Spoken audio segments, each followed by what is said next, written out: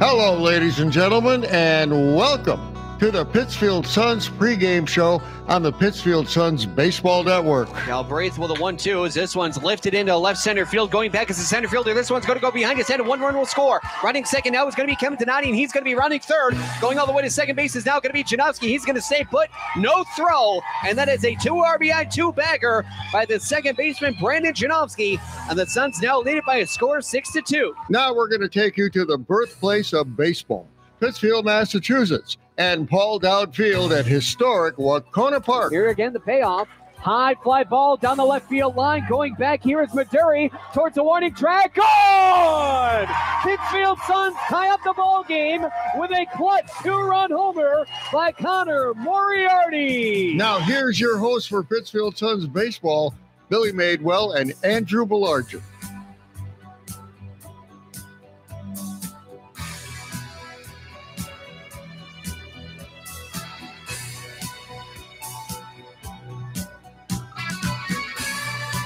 Good evening, ladies and gentlemen, boys and girls, and welcome to historic Paul Dowd Field at Wahconah Park in beautiful Pittsfield, Massachusetts, as the Pittsfield Suns get ready to take FCBL action against the Martha's Vineyard Sharks. Good evening, ladies and gentlemen, and welcome to the broadcast. My name is Billy Madewell. Thank you so much for making us a part of your early evening. Alongside me, as always, longtime broadcast partner Andrew Belargent. And Andrew, quite a bit of chilly one, and for that, you have a hot streak coming in to the ballpark with the Martha's Vineyard Sharks sitting at the number 1 top speed. Yes, it is. Excuse me. It is a cold evening, but of course, working in the favor of, I guess you could say both teams, is that it is pretty cloudy, which means that there is a virtually non-existent chance for a sun delay. And according to you, Billy, it doesn't sound like we're we're going to get a rain delay, so we might just be able to play 9 straight innings. Should be roughly around a 10% chance of rain. I mean, if it does rain, well, break out your lottery tickets. You never know. So again, the Pittsfield Suns, they're going to be taking off this ball game against the top-seeded Martha's Vineyard Sharks. We're going to get into a full pregame, and Andrew's going to provide that to you when we come back on the Pittsfield Suns pregame show on the Pittsfield Suns Baseball Network.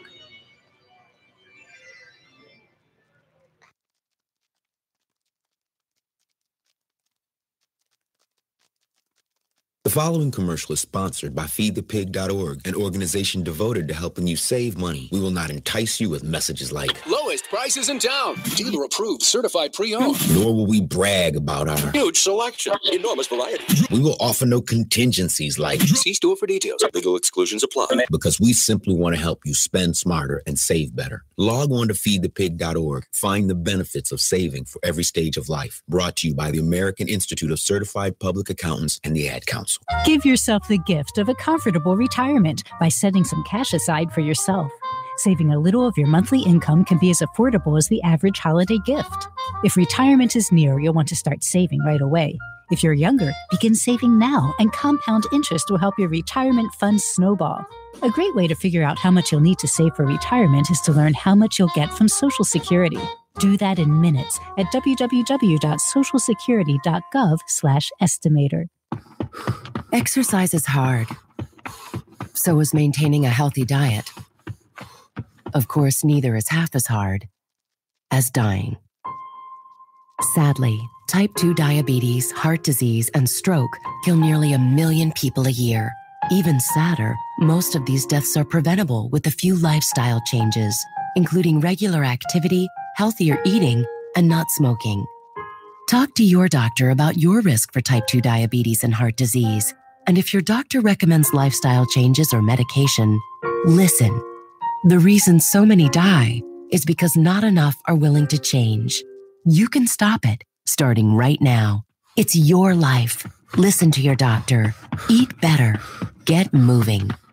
Visit checkupamerica.org or call 1-800-DIABETES. A message from the American Diabetes Association.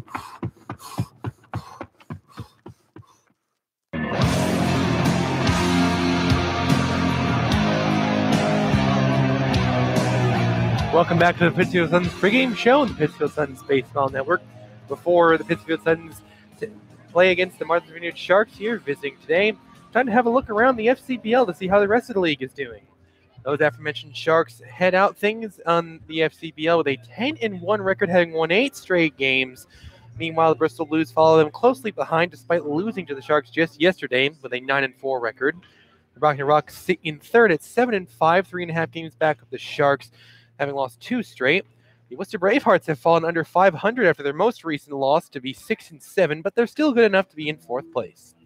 In 5th are the Nashua Silver Knights, 4-8 record, 6.5 back of the Martha's Vineyard Sharks. With a win and a Silver Knights loss, the Pittsfield Suns would overtake Nashua, as the Suns themselves are at 4-9. Rounding off our FCBL standings, we have the North Shore Navigators, who were here pretty recently. They are just 3-9, half a game back of the Pittsfield Suns. So with that, of course, speaking of games that have happened, will happen tonight, having a look at yesterday's action, a handful of games on Wednesday, notably the Pittsfield Suns missing from that as they had their first off day in quite some time. As for those who did not have an off day, the Nashua Silver Knights got the W at home against the Worcester Bravehearts by a 6-1 tally. As previously mentioned, the Martha's Vineyard Sharks went to Bristol yesterday and rampaged the Bristol Blues by a score of 11-5. Meanwhile, a tight one down in Brockton as the Rocks hosted the North Shore Navigators. North Shore came away with a 9-7 road victory at Campanelli Stadium. Now let's have a look at what we've got on tap for tonight. The Brockton Rocks look for revenge at Fraser Field as they take on those very same North Shore Navigators later tonight. However, they are in the process of exacting their vengeance right now as they are in the middle of Game 1 of a doubleheader. They are tied at 3 apiece with those Navigators at the top of the 5th. Meanwhile, Bristol is headed out to Worcester to take on the Worcester Bravehearts. Just set to stand in a moment. That's what we have for today's games. Let's have a look at a few levels up the professional level, as, of course, Major League was in game tonight. And a few games that have been finaled already, including one 16-inning bout. Looking at those that did end in regulation, the Cleveland Indians defeated the Chicago White Sox 5-2 in Chicago. Philadelphia Phillies, backed by an uncharacteristically strong start from Vince Velasquez, defeated the Colorado Rockies by a score of 9-3. Meanwhile, a late rally lifted the Detroit Tigers to a 3-1 victory over the Minnesota Twins. Finally, a 16-inning game ended with a Pablo Sandoval 3-run homer as the San Francisco Giants took it in 16 innings over the Miami Marlins by a score of 6-3. We've got a game just finishing up now as the Houston Astros are trying to finish off their win over the Oakland Athletics. Bottom of the 9th, they lead the A's 7-3 with 2 outs and nobody on. Game set to be played later tonight, soon within the hour. The Tampa Bay Rays take on their AL East division rival New York Yankees. San Diego Padres go for another game in Atlanta, with the New York Mets taking on the Arizona Diamondbacks, and way later tonight out in Seattle, the Mariners play host to the Boston Red Sox. Now on that note, I did have the opportunity to speak to Pittsfield Suns first baseman Patrick Sullivan, who hit a key 3-run homer in the team's victory against the North Shore Navigators the other day. But before we do that, we have a few PSAs to touch base with, and when we get back here, the Pittsfield Suns pregame show on the Pittsfield Suns Baseball Network, we'll have that for you here.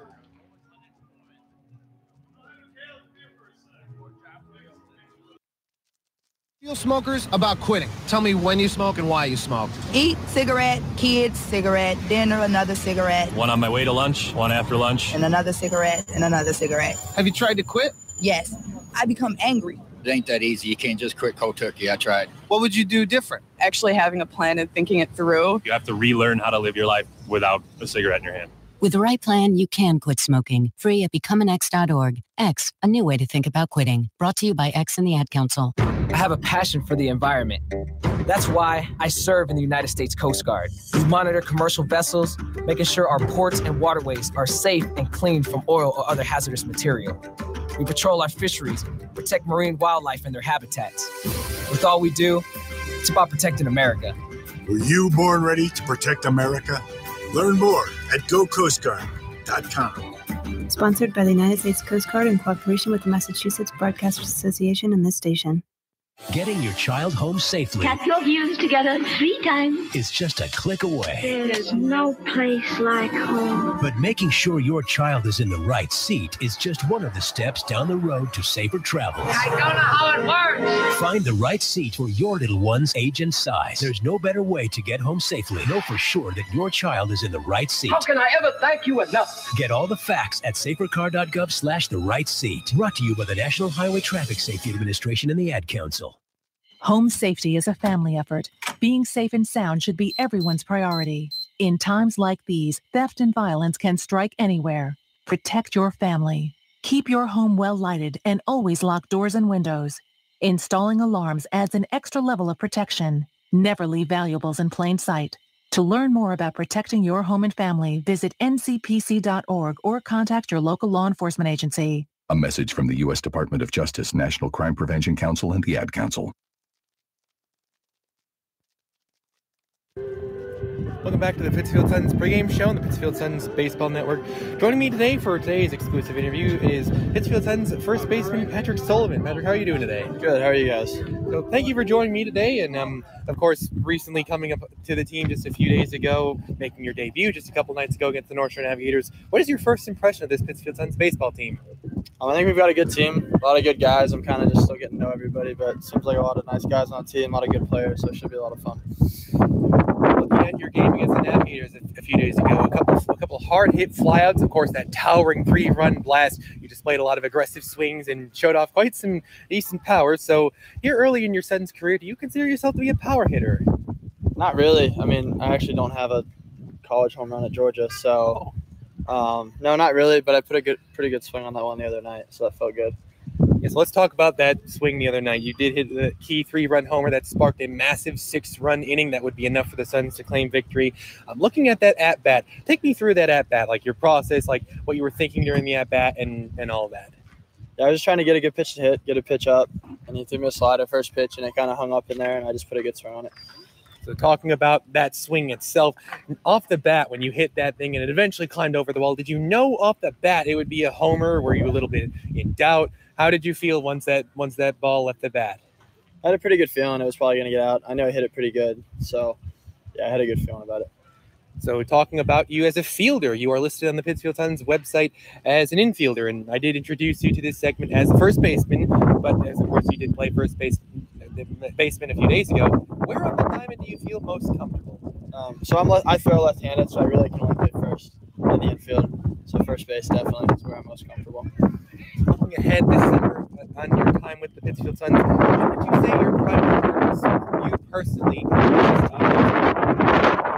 to pursue a higher level of play in baseball, or are you looking to just have some fun in the summer? What is your number one goal with the Suns team? Yeah, I think anytime you want to go out and play, you're trying to get better. So I'm trying to have good at-bats this summer, and then I enjoy playing baseball, so I'll have a lot of fun playing this summer too. So kind of both. Looking ahead to tonight, the number 1 seeded Martha's Vineyard Sharks are coming to town. 10-1, defeating this team will be no short task, of course. So what do you think the key to finally putting another L on the Sharks record tonight is? And when the Suns were there a couple days ago, what do you suspect the team learned about the team that they will use tonight? So I wasn't up here when we played them a couple days ago, so I can't speak to that. But I think tonight, just throwing strikes, making plays in the field, and then having good competitive at-bats. And then if we do that, just see what happens. Thank you for joining me on this one. Thank you very much for joining me. And of course, thank you for having me. We'll be back with more on the Pittsfield Suns pregame show on the Pittsfield Suns Baseball Network. I have a passion for the environment. That's why I serve in the United States Coast Guard. We monitor commercial vessels, making sure our ports and waterways are safe and clean from oil or other hazardous material. We patrol our fisheries, protect marine wildlife and their habitats. With all we do, it's about protecting America. Were you born ready to protect America? Learn more at gocoastguard.com. Sponsored by the United States Coast Guard in cooperation with the Massachusetts Broadcasters Association and this station. Hi, we're talking to real smokers about quitting. Tell me when you smoke and why you smoke. Eat, cigarette, kids, cigarette, dinner, another cigarette. One on my way to lunch, one after lunch. And another cigarette, and another cigarette. Have you tried to quit? Yes. I become angry. It ain't that easy. You can't just quit cold turkey. I tried. What would you do different? Actually having a plan and thinking it through. You have to relearn how to live your life without a cigarette in your hand. With the right plan, you can quit smoking. Free at becomeanx.org. X, a new way to think about quitting. Brought to you by X and the Ad Council. Type 2 diabetes is a serious chronic health threat in America. It affects tens of millions of people. Many people who have the disease don't know it. Diabetes can cause health problems such as heart disease, strokes, amputations, and blindness. Talk to your doctor, get screened if you're at risk, and learn how to avoid becoming one of the millions of new cases of diabetes each year. You can help prevent type 2 diabetes. A message from CDC and HHS. Did you know the third leading cause of fire deaths for older adults is cooking? Hi, I'm Rob Neal from the United States Fire Administration with important fire safety tips for seniors. Never leave cooking unattended because a serious fire can start in seconds. Don't wear loose clothing while cooking. Keep towels and pot holders away from the range. Double check the kitchen before you go to bed or leave your home. This message is brought to you by the United States Fire Administration, your local fire department, and this radio station. Home safety is a family effort. Being safe and sound should be everyone's priority. In times like these, theft and violence can strike anywhere. Protect your family. Keep your home well lighted and always lock doors and windows. Installing alarms adds an extra level of protection. Never leave valuables in plain sight. To learn more about protecting your home and family, visit ncpc.org or contact your local law enforcement agency. A message from the U.S. Department of Justice, National Crime Prevention Council, and the Ad Council. Exercise is hard. So is maintaining a healthy diet. Of course, neither is half as hard as dying. Sadly, type 2 diabetes, heart disease, and stroke kill nearly 1 million people a year. Even sadder, most of these deaths are preventable with a few lifestyle changes, including regular activity, healthier eating, and not smoking. Talk to your doctor about your risk for type 2 diabetes and heart disease. And if your doctor recommends lifestyle changes or medication, listen. The reason so many die is because not enough are willing to change. You can stop it, starting right now. It's your life. Listen to your doctor. Eat better. Get moving. Visit checkupamerica.org or call 1-800-DIABETES. A message from the American Diabetes Association.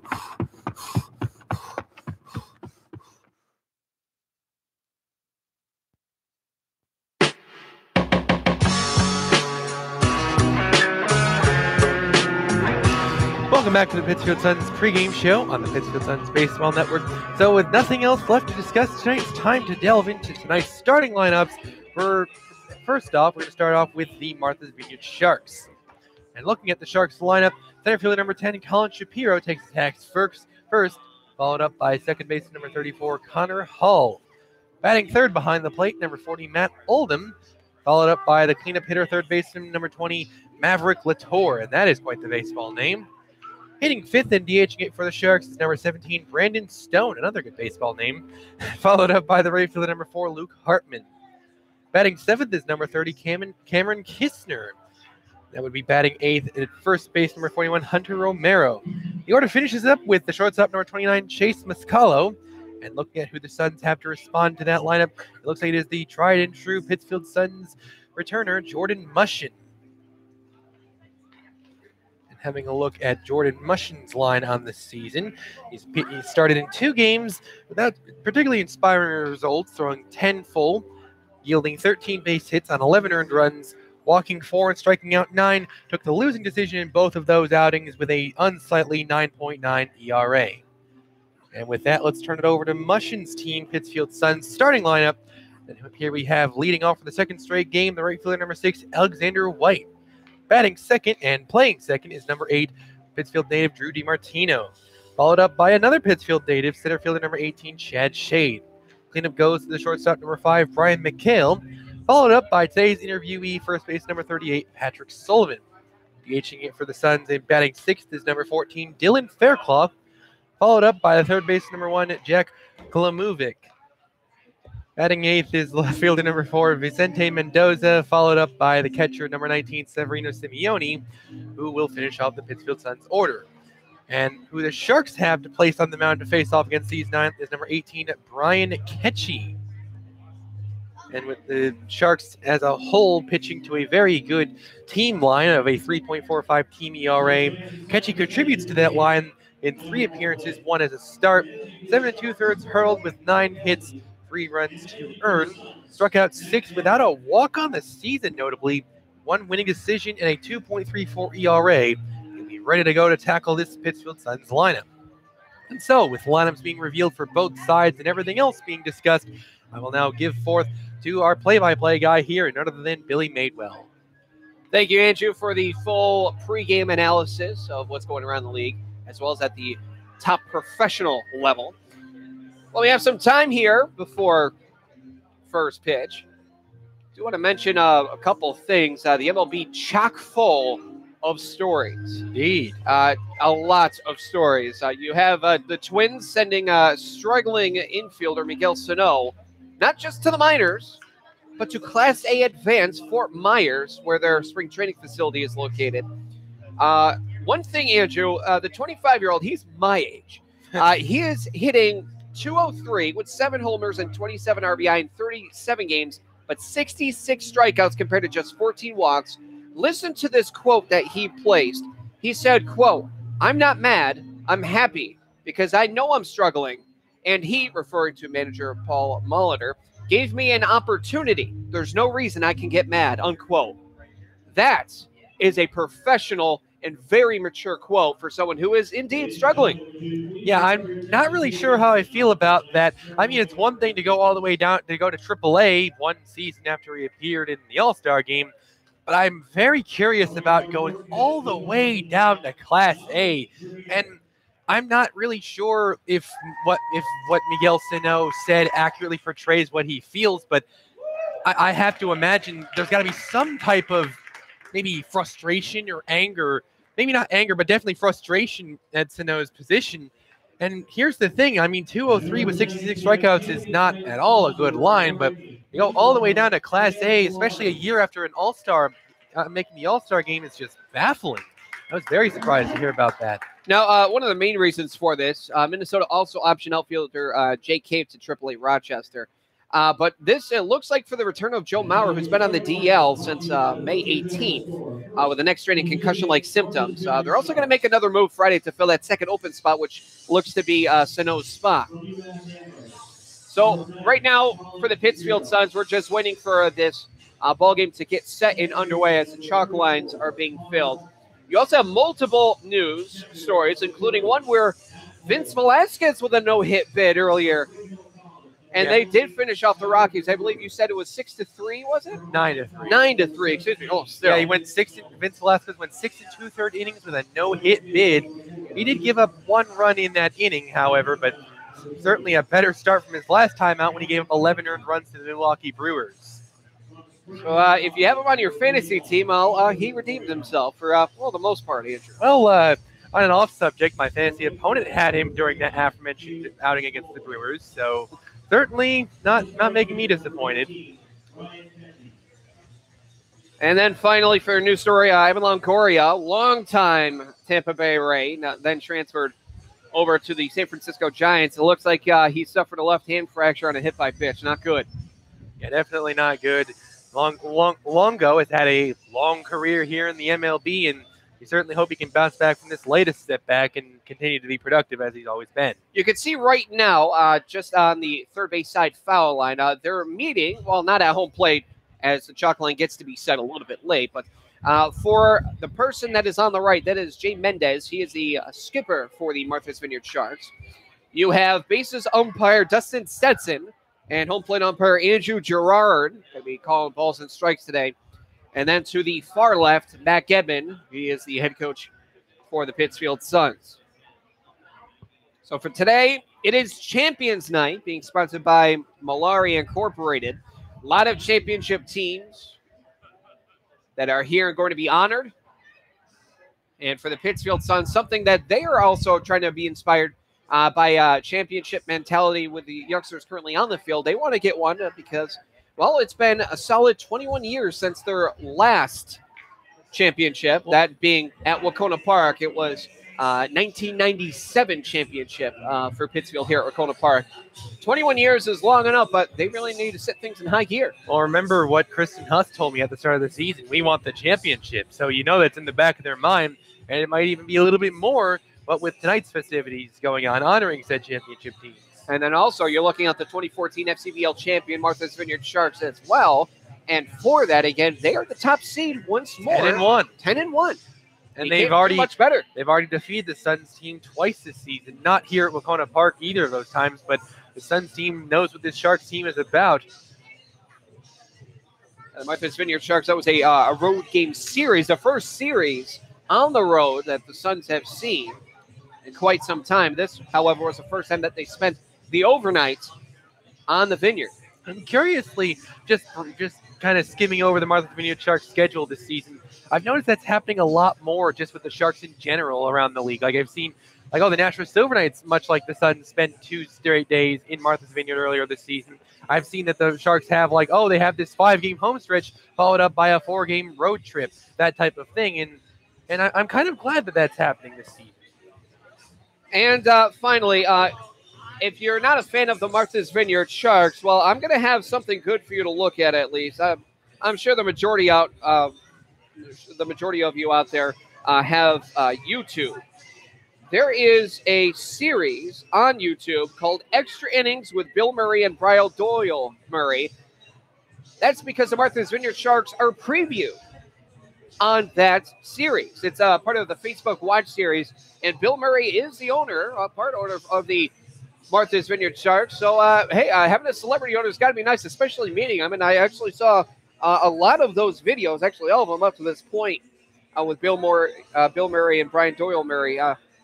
They have fun, and that's all that they want to do is have fun. And for the legend that is Bill Murray, I can't see why not. I mean, owning a baseball team, as in general, sounds like in itself it's fun, but that's also nice. So it looks like the chalk lines are just about set and finished up. We're going to wait for the field crew to move along the way as well. Also, while you're queuing that up, Billy, on a side, sort of unrelated note, the Martha's Vineyard Sharks aren't, I don't know if you call them a celebrity, but the Martha's Vineyard Sharks aren't the only team that at some point has been associated with someone on the higher ups, because the Brockton Rocks. Yes. Yeah, I think you know what I'm going to say. Mm-hmm. To those of you listening, did you know that I believe it was, I forget who for the Twins, but somebody's been through the Brockton Rock system. I'm blanking on the name right now, and I'm a little bit ashamed of that. Oh, nothing to worry about. Actually, speaking of, there is actually a lot of FCBL and former FCBL players. That's, well, to be honest, quite honest, actually, a lot of players and a record number of players in the MLB draft this past week. Former Pittsfield Sun, Austin Hansen, he was back in the 2016 squad out of Oklahoma with the Sooners. He was selected by the Astros in the 8th round, and he may be able to play with another former Pittsfield Sun, Austin Pope. Good stuff. The single-A affiliate of the Tri-City Valley Cats. It's not out of the realm of a low possibility. It could be very well that case. Also, speaking of former FCBL participants, you have a former All-Star as well as an MVP, Mickey Gasper of the Nashville Silver Knights, 27th round by I remember him. The New York Yankees. He was a 2016 champion with the Nashville Silver Knights as well. So a real standout player for Bryant University as well. And also his former teammate, Northeastern outfielder Charlie McConnell, he was drafted by the Mariners in the 13th round. But the top one, and boy, I'm very proud to say this, first round, 42nd overall pick. He was going to be playing with the Nashville Silver Knights this year, but he signed with the Colorado Rockies. You can't go any higher than the first round. Congratulations, of course, to that. That is a high honor. Yeah, there is a lot of players. If you want to look at the full list, just go to thefuturesleague.com, and you're going to see it right there, right up front for a record number of FCBL players going and getting drafted. And looking at the interview with Chris Hall, the commissioner of the FCBL, he was ecstatic, especially in his 8th season. He said, "This year's draft is a great testament to the increase of talent that continues to come through the Futures League and has us looking ahead to where we want to be several years down the road." So, not out of the realm of possibility that the MLB could have a couple FCBL alumni going up to the top level. Lots of talented guys come through this league. So again, ladies and gentlemen, we're just getting ready and to get set and underway here for tonight's contest between the Pittsfield Suns and the Martha's Vineyard Sharks. It's a cloudy, cold one, as well as a little bit windy here, Andrew. Not rainy, though. Not rainy. 10% chance of rain. And we're going to listen in live to on-field festivities for the on-field lineup. You've been listening to the Pittsfield Suns pregame show on the Pittsfield Suns Baseball Network.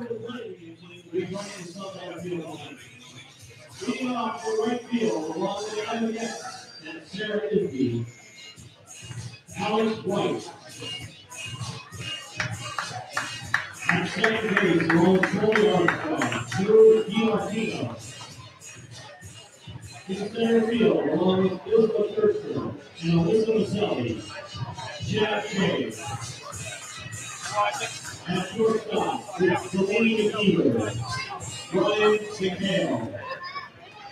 At first base, with Mia McCluskey and Madeline Bernardo, Patrick Sullivan. And that's going to be Vineyard, South Carolina.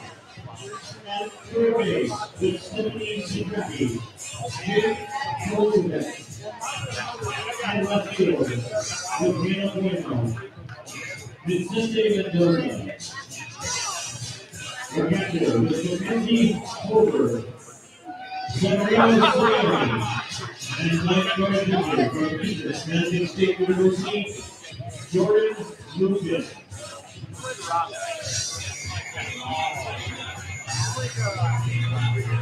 At this time, please remove your caps. We'll be aware. Singing tonight's national anthem from Bronx, New York. Please welcome Ryan Zucker. Oh, say, can you see I've gone to be light?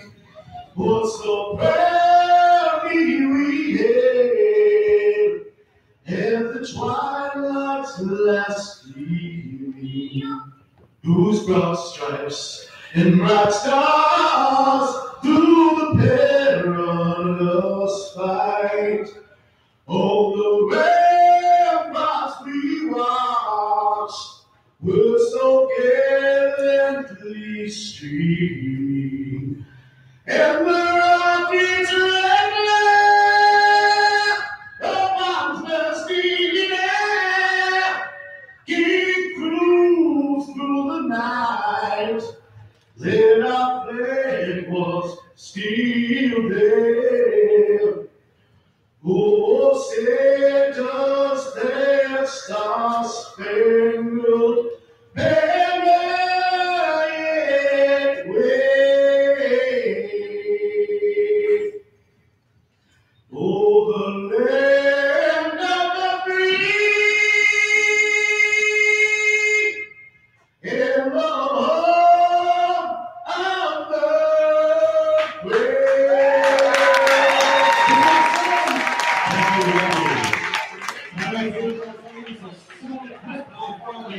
On-field lineups have been announced. The national anthem sung beautifully by Robbie Zucker. Home plate umpire Andrew Gerard sending a prayer for his family and a special someone out in his hometown in Florida. Ladies and gentlemen, we are all set for Pittsfield Suns baseball. With the starting lineup in its entirety for the visiting Martha's Vineyard Sharks, Andrew Belargin has the lineup. Leading off, Colin Shapiro, followed up by Connor Hull. Third is Matt Oldham, with cleanup being Maverick Latour. Brandon Stonehack's fifth, followed up by Luke Hartman. Seventh is Cameron Kistner, with Hunter Romero batting eighth. And finishing off the lineup, we have Chase Mascolo. It is going to be veteran Pittsfield Sun Jordan Mushin on the mound for tonight's contest, hurling to his teammate from last season as well as this, Severino Simeone. Continuing the defensive alignment for the Suns, you're going from third to first, have Kalumovic, McHale, DiMartino, Sullivan, and from left to right, Mendoza, Shade, White. Outfield dimensions here at Paul Dowd Field at Wahconah Park come as follows. 310 feet down the left field line, 377 in dead left field. It slides in by 3 feet in dead center field at 374. The power alley, deepest part of the ballpark, 403 in right center field.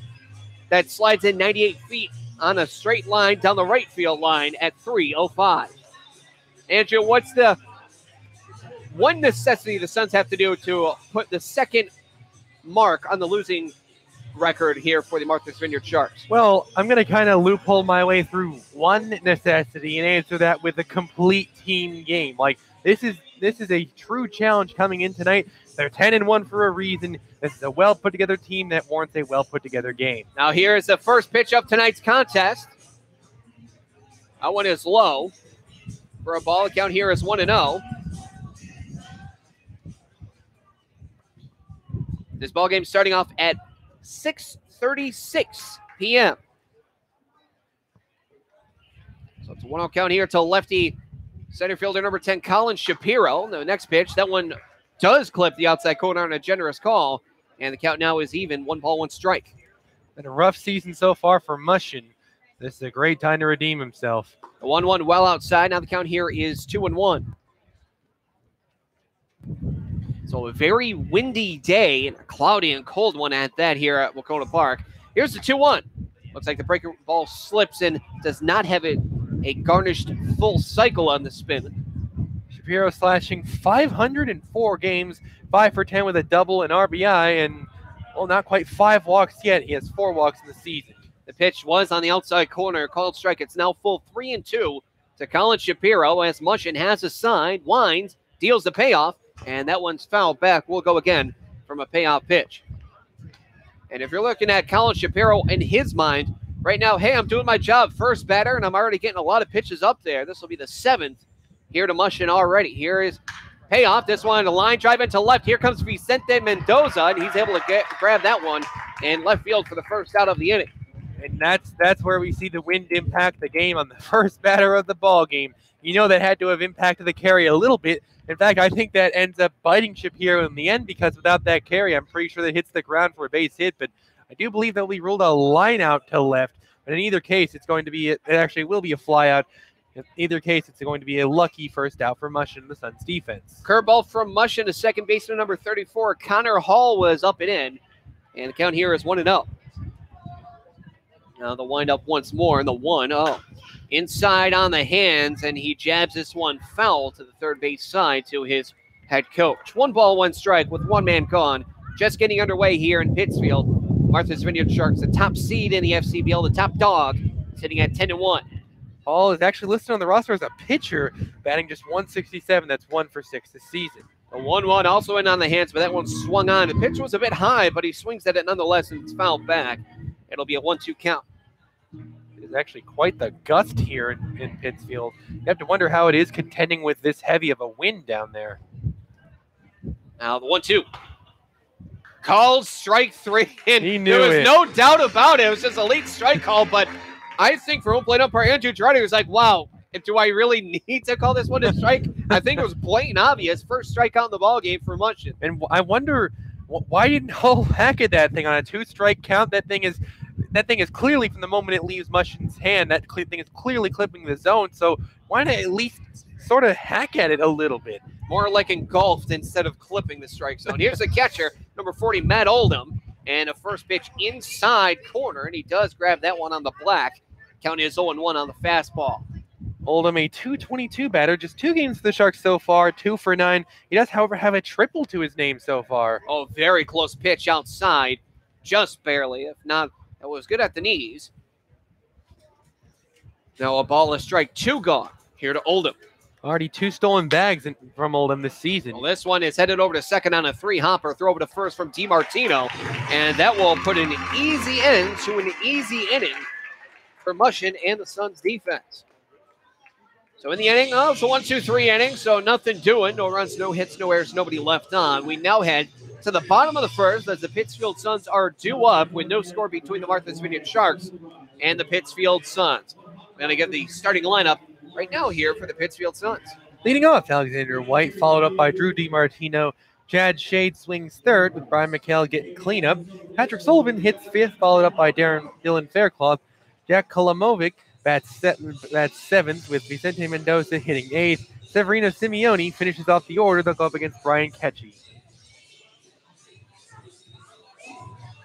So Ketchy, the pitcher, I have to say, is a great baseball last name, by the way, because not only is his name exactly that, but it's also, well, exactly what his name is, and it's Ketchy. It'd be maybe a little more fitting if he actually played catcher. Oh, that's very true.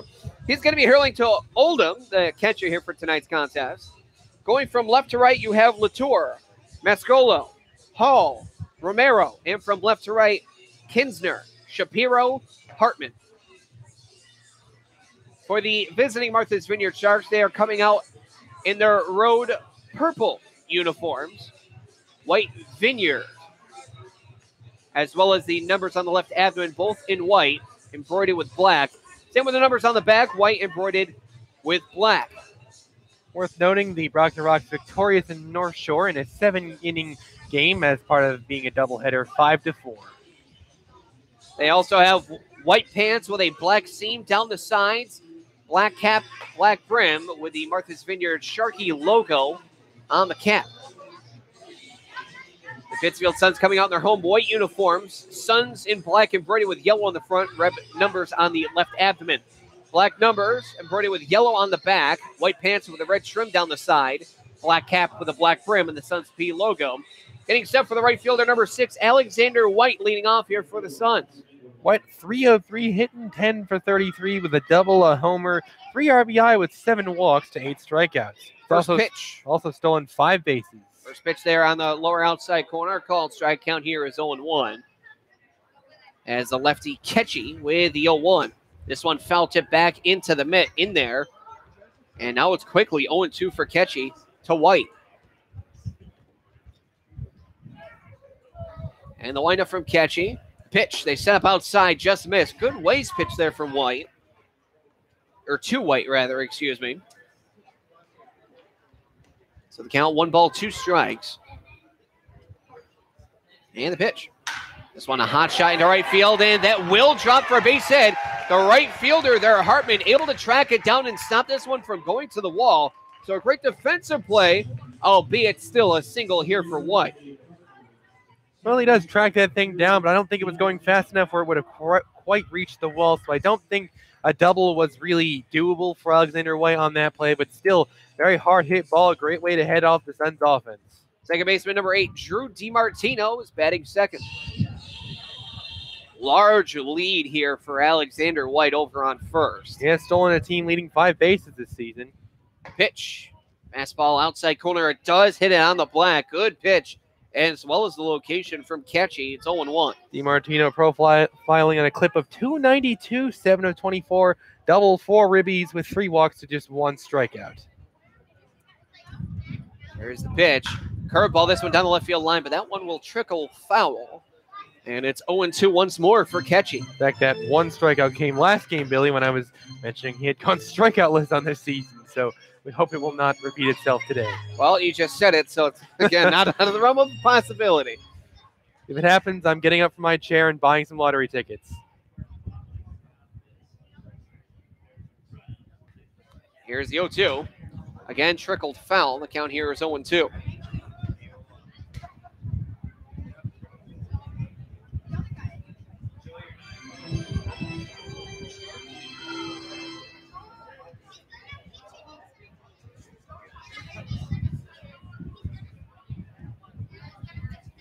Long hold here for Ketchy. And lifts and deals. Curveball fouled back. Good defensive swing at that.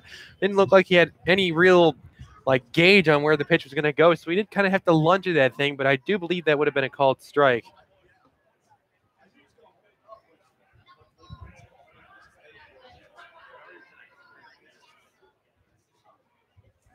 Here's the 0-2. That one low and away for a ball. Now it's 1-2.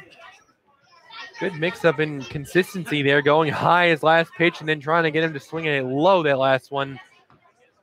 Not quite get him to go after it, though. Still a large lead for Alexander White. Now the 1-2. That one cut on a miss for strike 3, and DiMartino's down by strikeout. Here's the center fielder, number 18, Chad Shea. Looking at Chad Shade on the season, hitting at 250, 11 of 44, a double and a triple with 4 RBI, walked 7 times, but tied for the team lead with 11 strikeouts.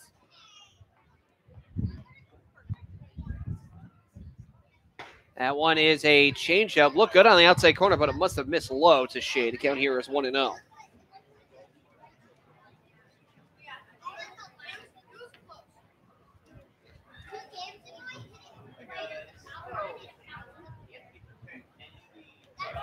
Runner does go, but a pick off the first, throw over to second. It's thrown away, and he's going to try and dig in for third, and he will get in there safely. It's a stolen base for Shade and a throwing error on the first baseman, Romero.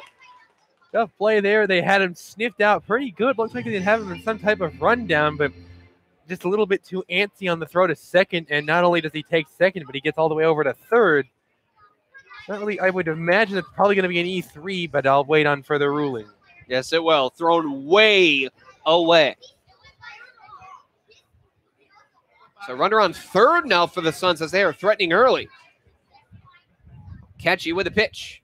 Curveball swung on a miss, and an absolutely gorgeous curveball there from Catchy. Long, bloopy, hung out there forever. Great pitch to mix up with.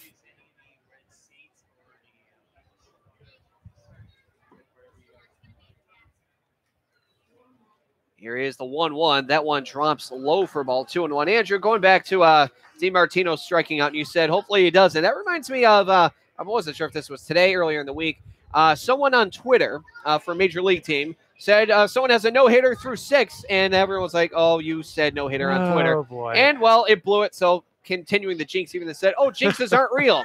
This one is squibbed to the pitcher, no advancement. A throw over to first, and that is in time. So Shade is out on first, now advancement, and sitting pretty still over at first is White. Now there's only 2 men gone.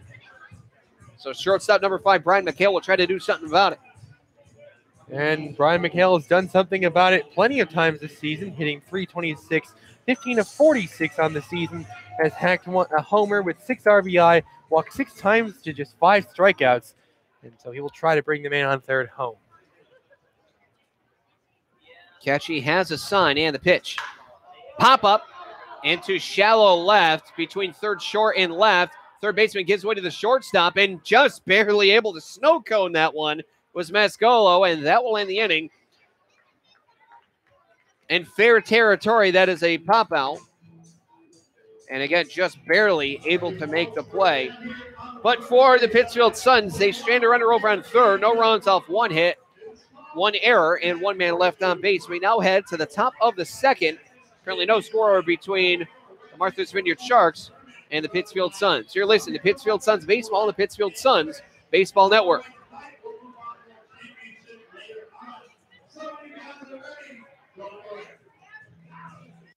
The following commercial is sponsored by FeedThePig.org, an organization devoted to helping you save money. We will not entice you with messages like lowest prices in town, dealer approved, certified pre-owned. Nor will we brag about our huge selection, enormous variety. We will offer no contingencies like see store for details. Legal exclusions apply. Because we simply want to help you spend smarter and save better. Log on to FeedThePig.org. Find the benefits of saving for every stage of life. Brought to you by the American Institute of Certified Public Accountants and the Ad Council. Home safety is a family effort. Being safe and sound should be everyone's priority. In times like these, theft and violence can strike anywhere.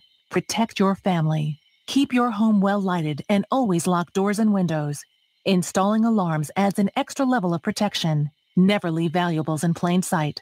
To learn more about protecting your home and family, visit ncpc.org or contact your local law enforcement agency. A message from the U.S. Department of Justice, National Crime Prevention Council, and the Ad Council.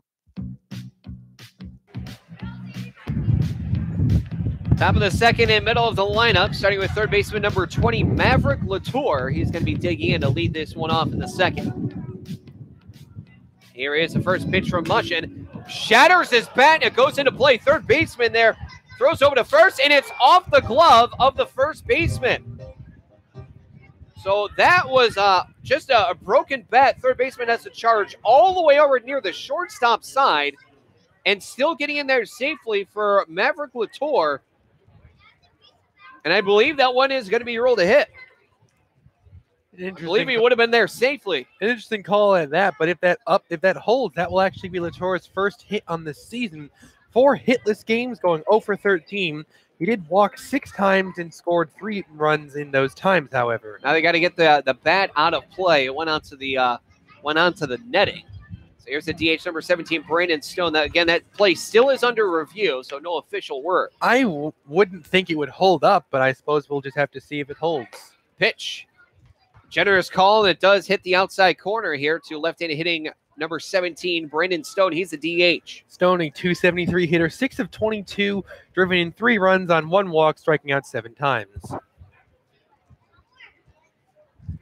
Pickoff throw over to first. Back in safely is Stone.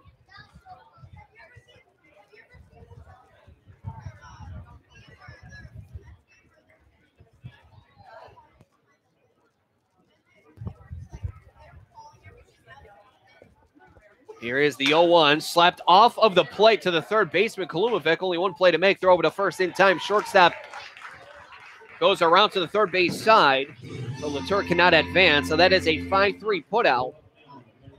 Yeah, and that very, very lucky bounce there for Stone prevents any chance of a double play despite the ground ball, and it is enough to move Latour over to second. And it will be an error here for Maverick Latour. I would think so, yes. So he reaches on an error, not a hit. So Kalumovic with an error then just made up for it as the pitch here to left-handed hitting number 4, right fielder Luke Hartman, that sees a pitch blown away, 1-0. Hartman currently hitting 118, 2 of 17 with 4 RBI, but 9 walks. So runner on second, 1 man gone. Dancing out there. And the pitch. Did he call time? I didn't see the umpire raise his hands. I'm not sure. It'll be ruled a no pitch, even though it's right down the middle. There was no indication, so I don't agree with the call. Here's the 1-0. That one's away. Now 2-0.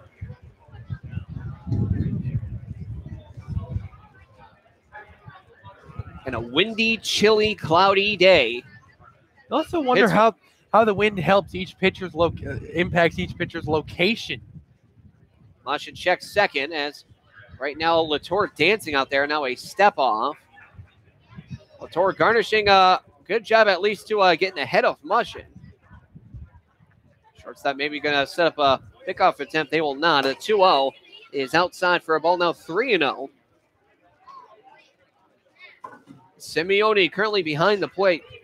Does have an arm. Let's see if Latour's going to try to test it. It's 3-0, so holding up more than likely is going to be Hartman. Pitch.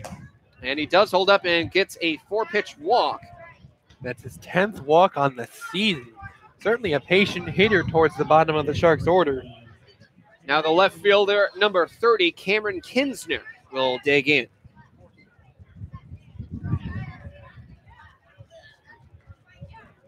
He is a .333 hitter in 3 games, 3 for 9 with 3 hits, 1 RBI, 3 walks, and 3 strikeouts. All about the threes.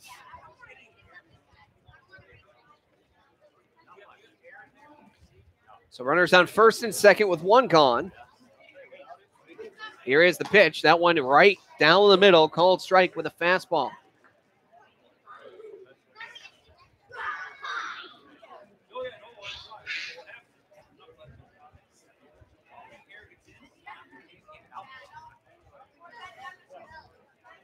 Long hold for Mushin. Now a pickoff throw over to second, but no one's there. Mushin wisely holds onto the ball, spikes it, and it goes over to the shortstop. Yeah, I wouldn't really call that holding onto the ball, but at least not throwing it away, which would have allowed him to freely advance over to third. I'm not sure if I think I'd probably call that a failed pickoff. I'm not really sure about that. We'll go down that way. He technically threw it.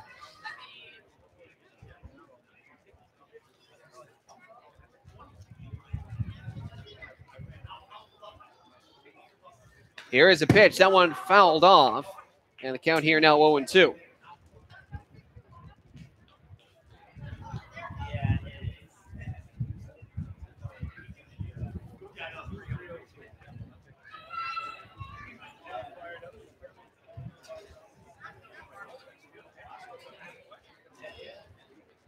Now the 0-2, that one drops in for a ball.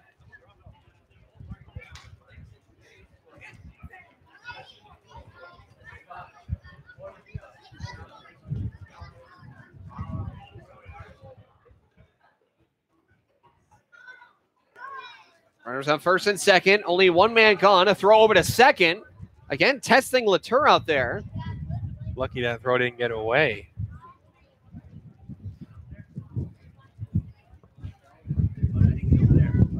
Latour really getting into the head here of Mushin. And the pitch. Tapped, headed towards second. And only one play to make. Throw over to first in time. Both runners advance. Good job to take the sure out over there at first. Put 2 outs on the board. Got to have some type of base hit or something now to score a run.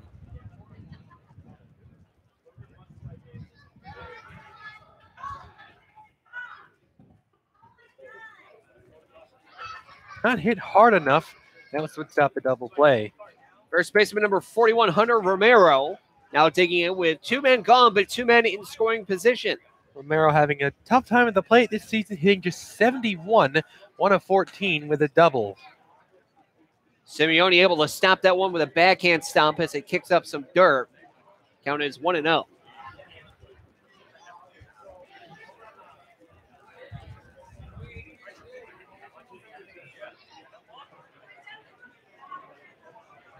Mushin sets the 1-0. Breaking ball just dips a little bit too far low off the curve. And now it is 2-0.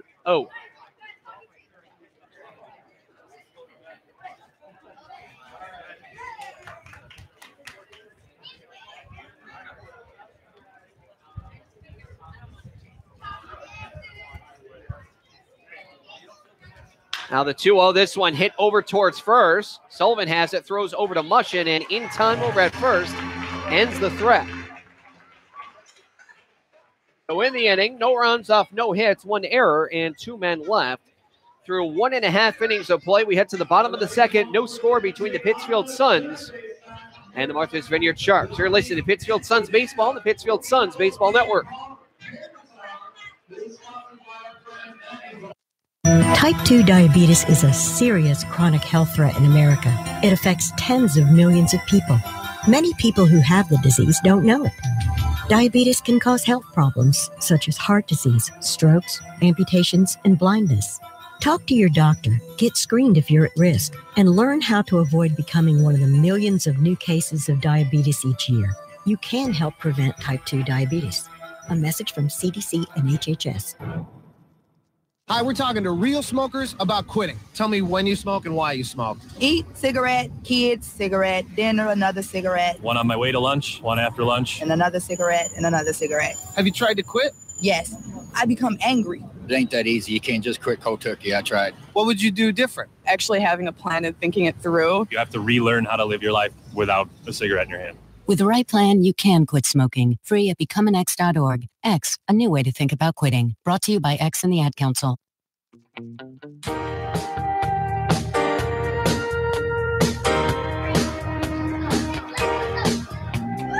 It's a cold one here in Pittsfield, Massachusetts. You're listening to Pittsfield Suns Baseball, the Pittsfield Suns Baseball Network. Billy Mado alongside Andrew Belargin at Paul Dowd Field at Wahconah Park in Pittsfield, Massachusetts. Pittsfield Suns digging in here in the bottom of the second to lead things off against the visiting Martha's Vineyard Sharks.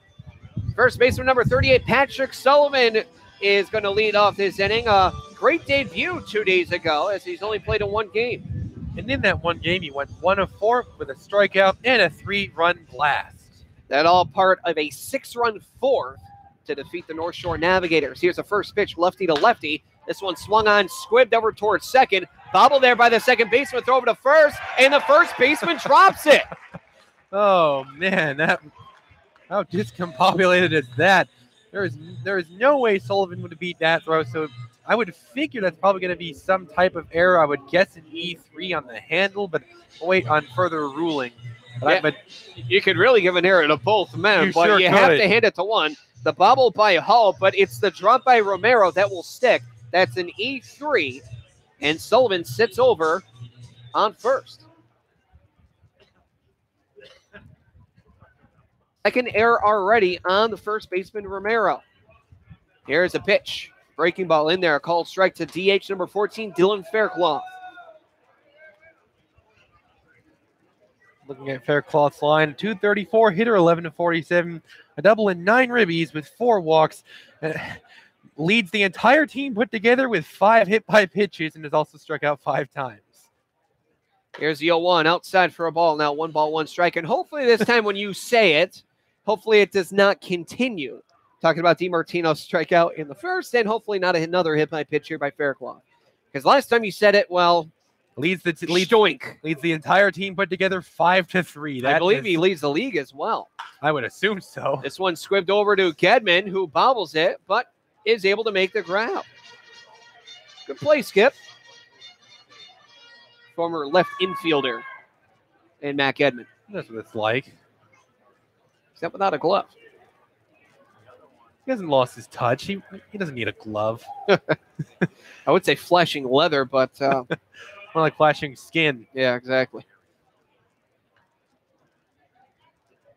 Long hold from the lefty, the 1-2. Hot shot sends it right back where it came from into center field. On a 2-hopper to Shapiro, the center fielder, who stops that one. And advancing to second on the play is Sullivan. A seeing eye single for Fairclough. Very well hit ball. You knew he had him guessed the whole way. Really put a bat behind this one, grinded it out over there into shallow center. That's a beautifully hit ball from Fairclough. Now here's the third baseman, number 1, Jack Kalumovic. A 154 hitter, 4 of 26. Got a double with 3 RBI, 3 walks, and 5 strikeouts. Suns again have a runner in scoring position here, but the catcher, Oldham, you can see him setting up the defensive alignment. It looks like they're going to trade 2 for 1 heading to third, that is.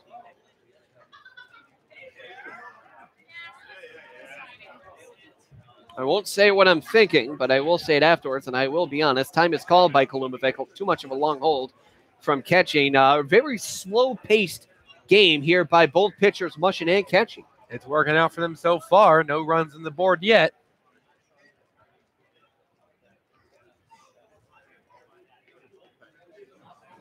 Again, a long hold and the pitch. Curveball. However, it drops low for a ball. 1 ball, no strikes, nobody gone. Runners on first and second for the Suns. That's a ground ball pitch right there, trying to go low with an off-speed pitch, but not buying it. Good pitch nonetheless. A good hold. The lefty Catchy has a sign, kicks and deals. That one's in there on a changeup, and it's good for a called strike. 1 ball, 1 strike.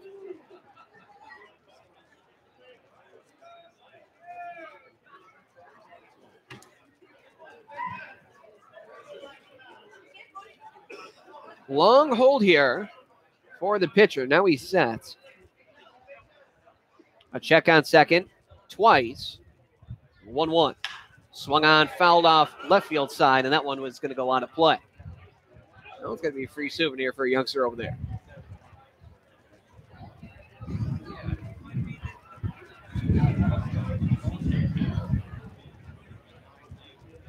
Ball 2 strikes here to number 1. Number 7 batter, third baseman Jack Kalumovic. As the pitcher, Brian Catchy, awaits the sign. A couple shake-offs. Now he sets from the stretch. Check in second, and now the 1-2. Just off the plate with a fastball. And a very great locating pitch and nerves of steel from Kalumovic. Extremely gutsy take. I think that one could have gone either way, but taking the fortunate end of that call and living to fight another strike. It'll be a 2-2 here to Kalumovic. On the stretch, Catchy, the 2-2. Another curveball. This one misses low and outside this time, and that'll bring it full 3-2. It looked like that pitch kind of slipped because it broke really early, and it was blatantly obvious the whole way it was going to end up outside. A waste pitch. Not in a good way either. Yeah, because now it's a dangerous pitch. You can't put him on base because then you're going to load him with nobody gone. Catchy. Checking second. Lifts the payoff. This one pop up in the infield. They will rule. Did they rule the infield fly? They did not rule the infield fly. Nobody made an indication, but I think it's obvious that the shortstop Mascola was able to make the grab. Yeah, I mean, it really doesn't matter either way. No one's able to advance, and an out is recorded. Did you have something you wanted to comment about the Sharks defense, Billy? I thought that one was going to be rolled an infield pop-up, but apparently the shortstop there, Mascola, was not in position. Here is the first pitcher to the left fielder, number 4, Vicente Mendoza. That one's blown away, 1-0.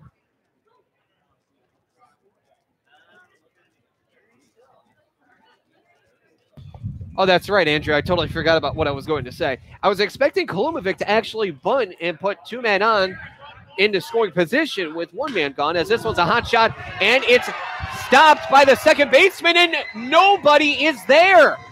It's dropped by the second baseman. The shortstop can't get up the handle, so it's an error on both of them, but it's going to be an error on the second baseman. Tough play there. Probably twirling a double play to get out of the inning, but instead loading up the bases. A stark difference in just one bobbling there. I believe Billy mentioned it's going to be an E4, and that's what it looks like it's going to be. And correct ruling there, and very sloppy out of the gates for the Sharks, but it's already 3 errors on the game. Catcher number 19, Severino Simeone. So number 9 hitter, formerly known as last year, Sevi Tachi. Simeone, a 167 hitter, 2 of 12 with a couple walks. The pitch, curveball's in there, a called strike, 0-1. Yeah, very close play at second, but the sole reason for it, instead of it being a fielder's choice, is Hall was well in front of it, knocks it down with his body, but he can't grab it. Neither can the shortstop Mascola to turn the double play, let alone get the force at second. Normally that would be a fielder's choice, but they just couldn't find the ball. As this one's a hot shot to the left fielder and a line drive, and he will make the catch.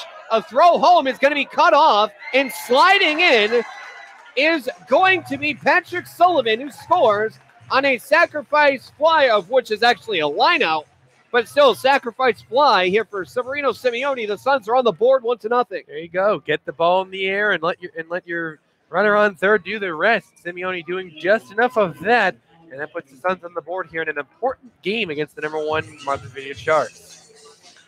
So that is going to be an unearned run here for Patrick Sullivan, excuse me. As here is the, they're going to test that throw over to first. Safe. He did tag up in time. I think the sole reason for the appeal over to third is because it was a line out going over to Kinsner in left, but he jumped and then made contact. So when his feet planted, that's when they thought was the tag supposed to be going down. So here's the argument here. I'm not really, I don't think this will get him what he wants. Yeah, I don't think this is going to change at all. The point of contact, when there's point of contact, that is when the runner on third is allowed to go. If it's bobbled by the outfielder, it doesn't matter to when he physically controls the ball. It is when he first makes contact. He legitimately maintained control when his feet planted, but because he touched it in the air, then secured it when he was on the ground. I think that's the reason for the appeal of what they thought was it, but unfortunately they are incorrect for their part.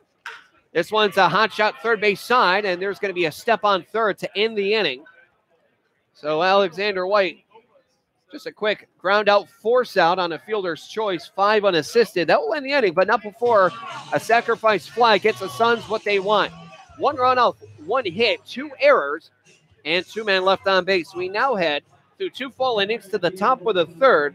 Currently, it's a 1-0 lead for the Pittsfield Suns over the top-seeded Martha's Vineyard Sharks. You're listening to Pittsfield Suns Baseball on the Pittsfield Suns Baseball Network. Hi, we're talking to real smokers about quitting. Tell me when you smoke and why you smoke. Eat, cigarette, kids, cigarette, dinner, another cigarette. 1 on my way to lunch, 1 after lunch. And another cigarette, and another cigarette. Have you tried to quit? Yes. I become angry. It ain't that easy. You can't just quit cold turkey. I tried. What would you do different? Actually having a plan and thinking it through. You have to relearn how to live your life without a cigarette in your hand. With the right plan, you can quit smoking. Free at becomeanx.org. X, a new way to think about quitting. Brought to you by X and the Ad Council. Getting your child home safely Tap your views together 3 times. is just a click away. There is no place like home. But making sure your child is in the right seat is just one of the steps down the road to safer travels. I don't know how it works. Find the right seat for your little one's age and size. There's no better way to get home safely. Know for sure that your child is in the right seat. How can I ever thank you enough? Get all the facts at safercar.gov/the right seat. Brought to you by the National Highway Traffic Safety Administration and the Ad Council.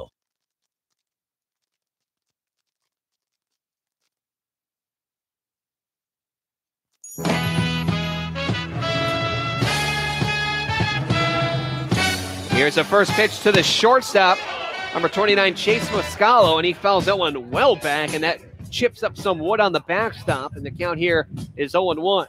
Muscalo struggling out of the gate in 5 games, just 1 for 10 with 3 strikeouts. Muscalo sees the next pitch low for a ball from Mushin, and the count now 1-1 strike.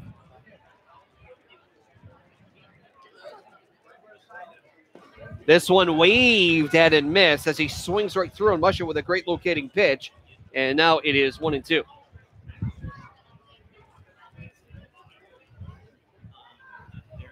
Here's a windup from Mushin. The 1-2. Slapped foul first base side out of play.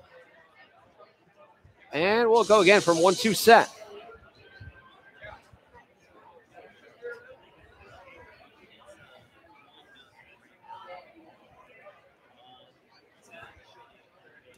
This one chopped back to the pitcher who has no chance at it. Shortstop charges, throws over to first. Not in time. A bang-bang play. But tie goes to the runner, Chase Muscalo, with an infield single.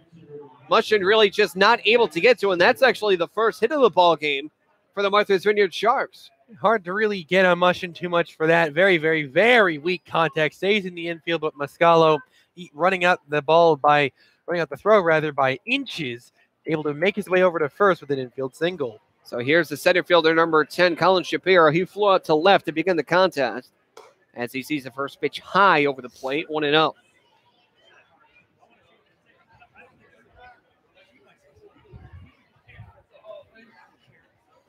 Check on first. Modestly, now a large lead here. Step off throw over to first. Back in safely is Mascola.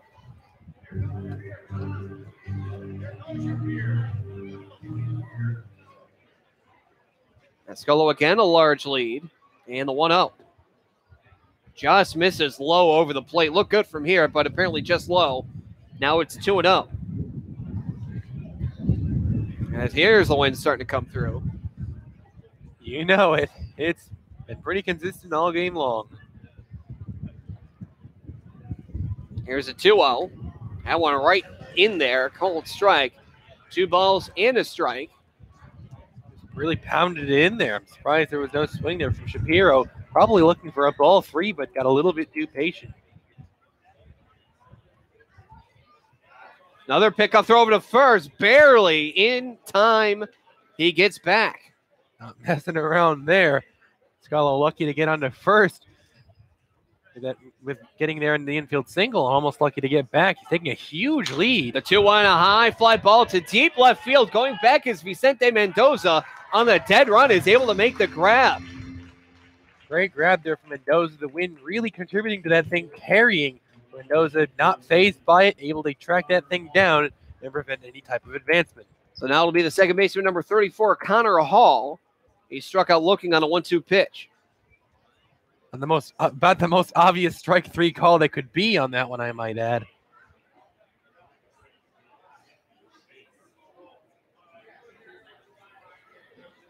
Pickoff throw over to first. Again, back in safely is Mascola. A huge lead over there first. I'm surprised he hasn't tried to narrow things a little bit, but look at that, Billy. Look at that. The envelope. Look at that. Wow. His back foot on the infield lip as this one's a rocket shot to left field. That one's going to bounce over the wall, and that one's going to be a grounds rule double, and that will more than likely save a run. Definitely. That one probably hit hard enough to bring the runner home. Let's get a little bit fortunate there with that ground rule double.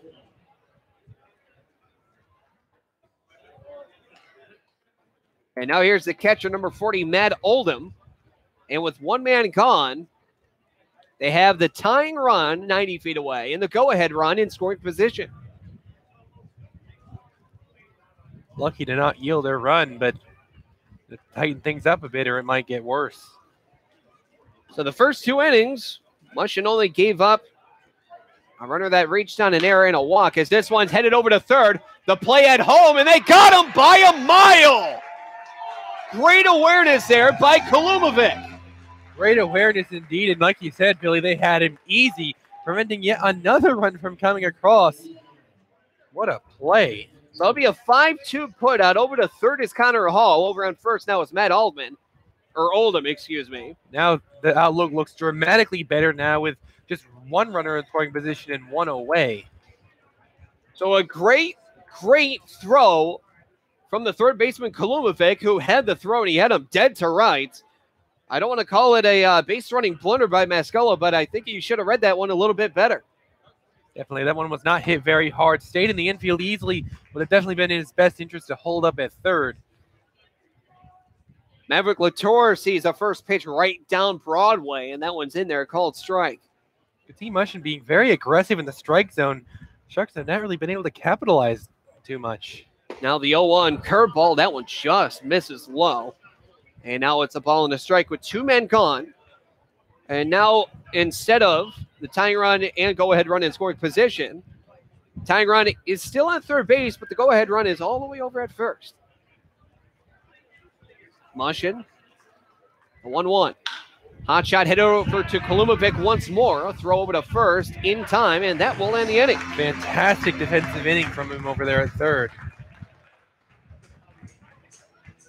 Making up for an early error, grabbing two key outs here in the third. No runs off 2 hits, no errors, and 2 men left on base. We now head through 2.5 to the bottom of the third, with the Suns maintaining a 1-0 lead over the Martha's Vineyard Sharks. You're listening to Pittsfield Suns Baseball, the Pittsfield Suns Baseball Network. Type 2 diabetes is a serious chronic health threat in America. It affects tens of millions of people. Many people who have the disease don't know it. Diabetes can cause health problems such as heart disease, strokes, amputations, and blindness. Talk to your doctor, get screened if you're at risk, and learn how to avoid becoming one of the millions of new cases of diabetes each year. You can help prevent type 2 diabetes. A message from CDC and HHS. Getting your child home safely Tap your views together 3 times. is just a click away. There is no place like home. But making sure your child is in the right seat is just one of the steps down the road to safer travels. I don't know how it works. Find the right seat for your little one's age and size. There's no better way to get home safely. Know for sure that your child is in the right seat. How can I ever thank you enough? Get all the facts at safercar.gov/the right seat. Brought to you by the National Highway Traffic Safety Administration and the Ad Council.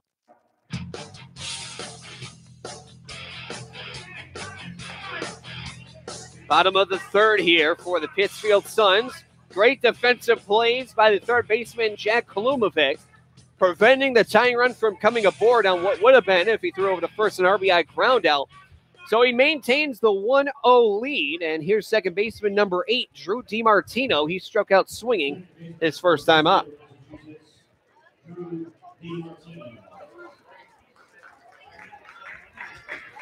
So lefty Brian Ketchy will have the sign. He winds and deals the first pitch of the inning. Big cut and miss there from DiMartino as he swings and misses. It's 0-1.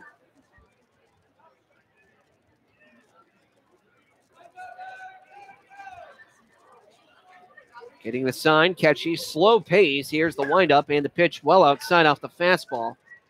And the count, a ball and a strike. I'm not sure if anyone can see it out there. We'll see. Yeah, you might be able to see it here. As this one's fouled off of DiMartino, he's going to take some time to walk this one off. If you can see in the left field bullpen, I'm sure it's very slight that you can. There is practically everyone wearing a hoodie or long sleeve shirt. Meanwhile, well, me and Andrew, we're sitting in our normal unis, khaki shorts, and our son's polo. So, whoops, missed the memo on the weather today. I sure did. Here's 1-2. Pitch, changeup outside. Now it's 2 balls, 2 strikes here to Drew DiMartino, the second baseman. It is a nice change of pace from usual summer, though. I mean, give it 2 weeks, Billy will be complaining about how blistering hot it is. That's very true. The 2-2 curveball, and that one is called strike 3 on the changeup that does dip in on the upper outside corner. That was a fantastic pitch by Ketchy. That fooled everyone. Except DiMartino. He knew that it was going to be called strike 3 the moment it hit the glove. He goes down looking at that one. A beautiful pitch from Ketchy. Great 2-strike pitch to lean on. Now the center fielder, number 18, Chad Shady, grounded one over to the pitcher his last time up. Here he is, catchy. And another great curveball, and he backdoors him. Called strike, 0-1.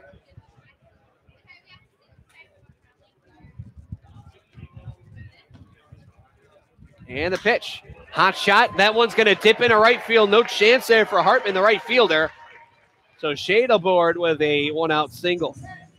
Well hit off the barrel of his bat. Crack shot as well. An easy base hit for Chad Shade. Look out for him on the base paths. So a one-out, one bagger for Shade. And again, the base pass is what you're going to have to watch out for with him because, boy, can he run. Second on the team with 4 stolen bases. Here's a shortstop, number 5, Brian McCann. I believe this past season at Springfield College, he was 32 of 35. A pickoff move over to first. Throw over to second, not in time. They cannot get Shade out on the base pass. And this happened earlier, but it resulted in an error. But no errors for Chad Shade to lean on this time as he just legs it out himself to second. Looked like they'd have him in the rundown, and with almost any other player that would be the case, but Chad Shade just simply too fast, does not care about the rundown, and is in over there at second with a masterful stolen base that now ties him for the team lead with 5 stolen bases. And for Ketchy, what more can you do? I mean, he had him figured out. You had him dead to rights. He had him figured out. It's just the speed of both base runners. Curveball here, first pitch to McHale. The count here is 1-0, and this is a rare time where you have a stolen base before the first pitch is even thrown on a pickoff attempt. The first one was a butchered throw by first baseman Romero, and Alexander White went all the way from first to third, corner to corner. And this one, well, the throw was on line, except it was high. At least the baseman was able to catch that one. Well, if you remember what Chad Shade told me a little bit back, he actually does like to wait on that first pitch to try to get a gauge on the pitcher's style, but having no part of doing that today, he's just off without even a first pitch being thrown. Yeah, 2 pitches or 2 stolen bases have been on the very first pitch, if not beforehand. Opening day, we remember Shade not even seeing the first pitch. It's a 2-0 count here to McHale. The runner bluff goes. Pitch is outside. The count now is 3-0. So McHale's going to be sitting pretty here on a 3-0 count. With Chad Shade on second, maybe I would give McHale the yellow light. Don't swing at it unless it's perfect. I'd say with 1 out, I wouldn't even test it. That's true.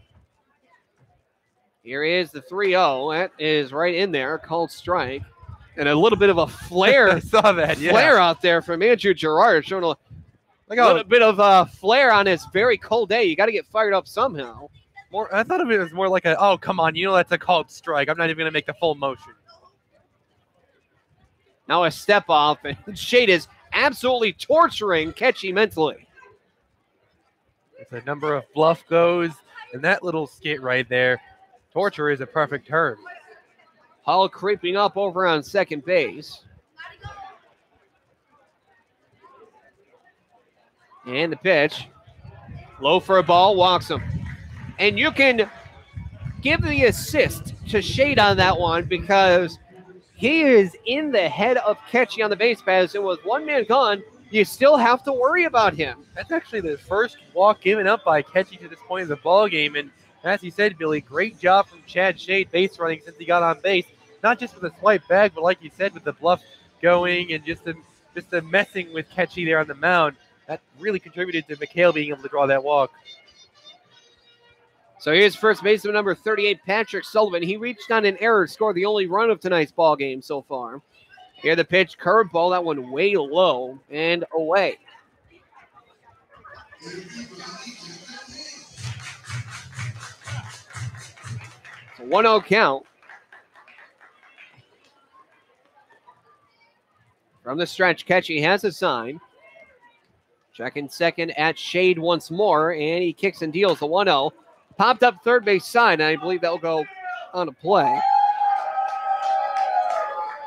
Not much wind on that specific swing, but it would have looked like it because that thing kind of had a hook to it and just sort of carried back. Very weird angle.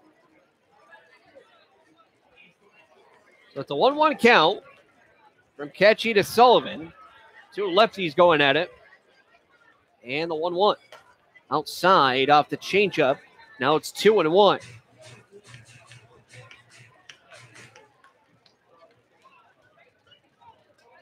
Sullivan out of the University of Georgia. Sandy Springs, Georgia as well. A check on second. The runner, Bluff goes. Oh.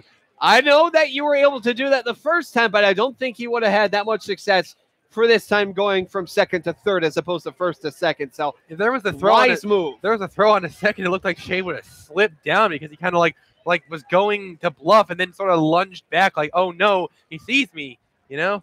The 2-1, a check swing. It is low in the dirt. Otherwise hit the inside corner, but it does drop low. Now it's 3-1, and now this is a very, very hard pitch here for Ketchy. With a 3-1 count, runners up first and second. There is one man gone, but loading the bases when you're already down 1-0. Still in the first third of the contest.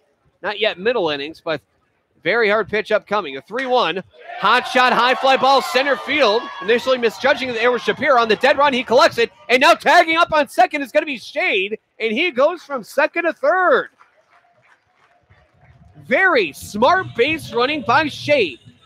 Smart indeed, kind of eyeing back, watching the center fielder run back to track the thing down, knowing he has the foot speed to outrun the throw, and getting something out of that fly ball from Sullivan.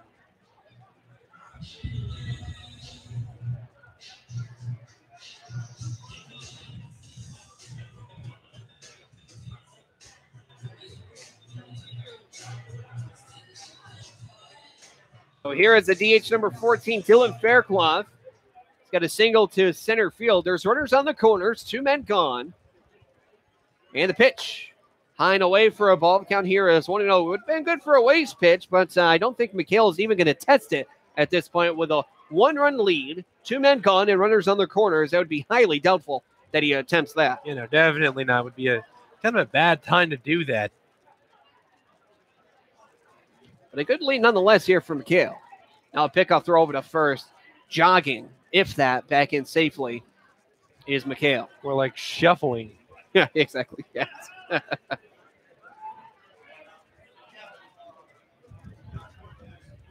I don't know why I thought of the cha-cha slide when you were saying that, but it's neither here nor there. Here's 1-0. Pitch is high and away again. And now it is 2-0, so Ketchy. Not sure if the weather is getting to him on a day where you would be expecting a Taconic Brave Pittsfield General football game, let alone a baseball game. Because it feels like it's 3 or 4 months away. 2-0, fouled out first base side out of play. And the count here is 2-1.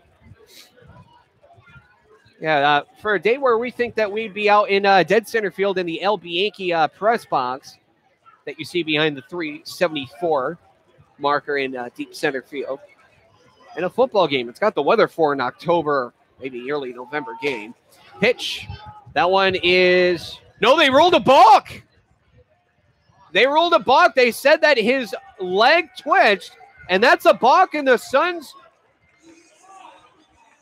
Oh, that's very interesting. That is interesting. And here comes the manager here for the Sharks, Jay Mendez, but it's going to be hard to overrule this one. I mean, it was called immediately. So both runners advance. The Suns get a runner on the board. Crucial mistake there on the mound and a tight-knit call there to call the balk. But nonetheless, the Suns will take it going up 2-0.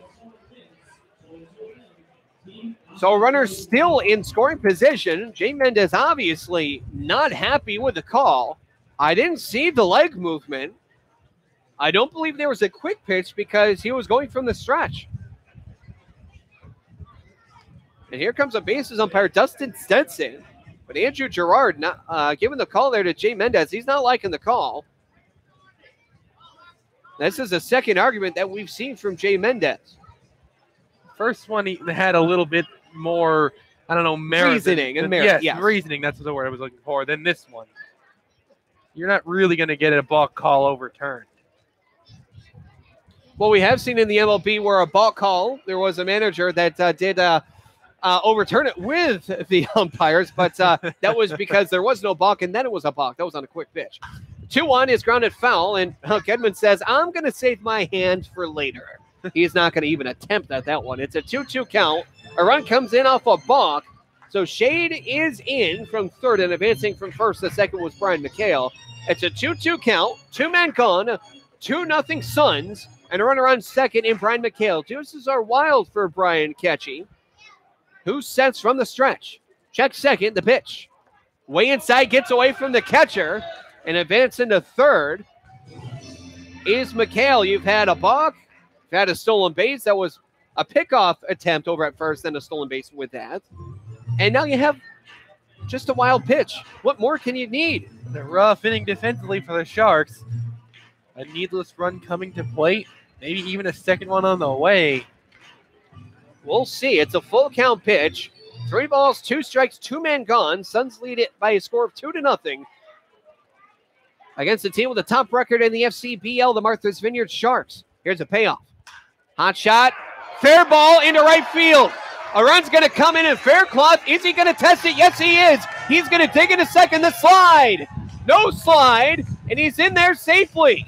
The tag was not applied. So that is going to be a double.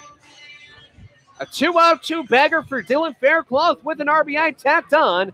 And it is 3-0. Well hit ball and well run out double.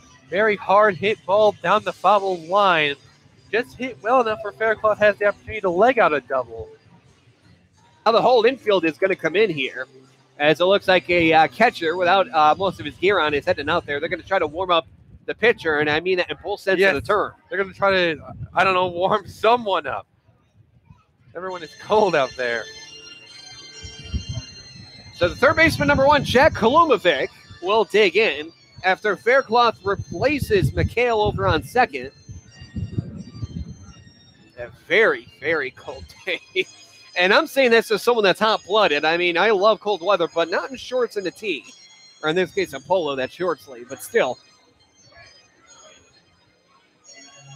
I like 60-degree days. It is 60 out right now, but it sure does not feel 60. With the wind, it feels much lower, probably around 50, 55.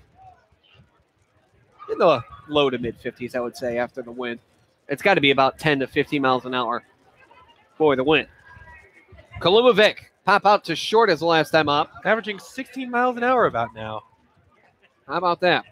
Inside curve, and that was beautifully placed there by Ketchy. The count here is 0-1.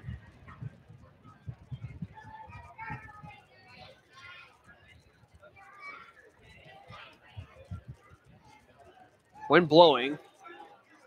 There's a half-hearted pickoff attempt towards second. The wind blowing from, it was right field to home plate, but now it's shifted from, let's say, left center field back to home plate. Either way, it's going east. Here now the 0-1. Slap bunt, slap hit. Over to third, throw over to first is in time. Good snare there by Latour, the third baseman. And that will end the inning. And in the inning, the Suns take advantage. 2 runs off 2 hits. No errors, albeit a balk doesn't necessarily count as one. And 1 man left. Through 3 full, we head to the second third of the ball game, where the Pittsfield Suns on top by a score of 3-0. You're listening to Pittsfield Suns Baseball on the Pittsfield Suns Baseball Network.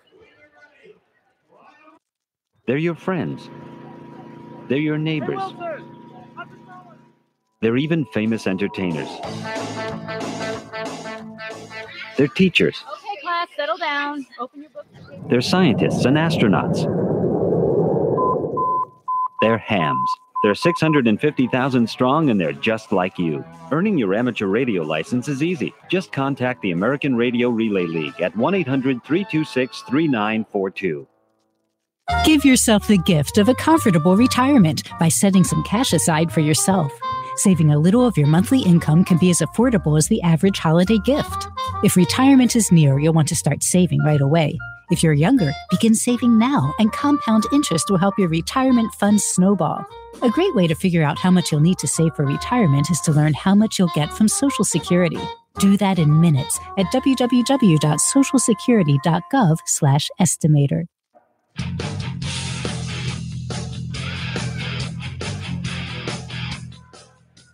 It'll be the top of the 4th for the Martha's Vineyard Sharks, who find themselves down 3-0. Designated hitter number 17, Brandon Stone, is going to set things off here for this inning. Here's the first pitch from Mushin, a pitch way outside because he shakes his head and slips. That one fell out of his hand before the pitch was even completely thrown. That one way outside on a slipped out pitch, and now it's a 1-0 count as this one's popped up third base side. Kolumovic chasing, but he'll run out of room as that one goes over to the batting cage.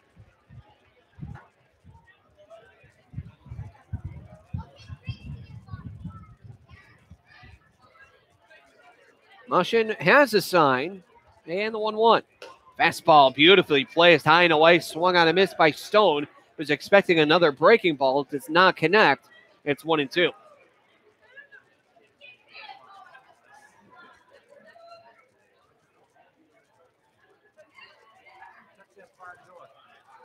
Now the 1-2, just low on the fastball below the knees. Now 2 balls, 2 strikes.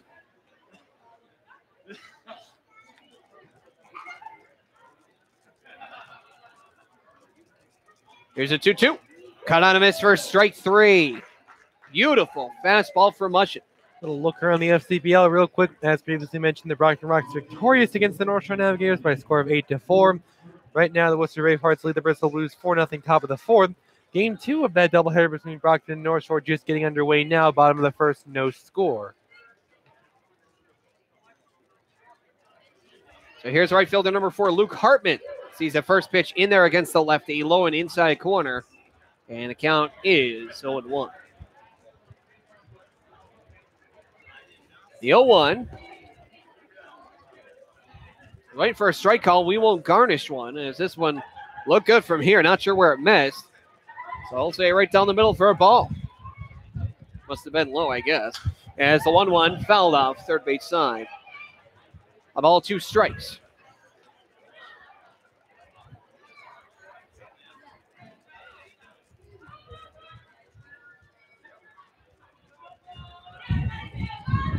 One, 2.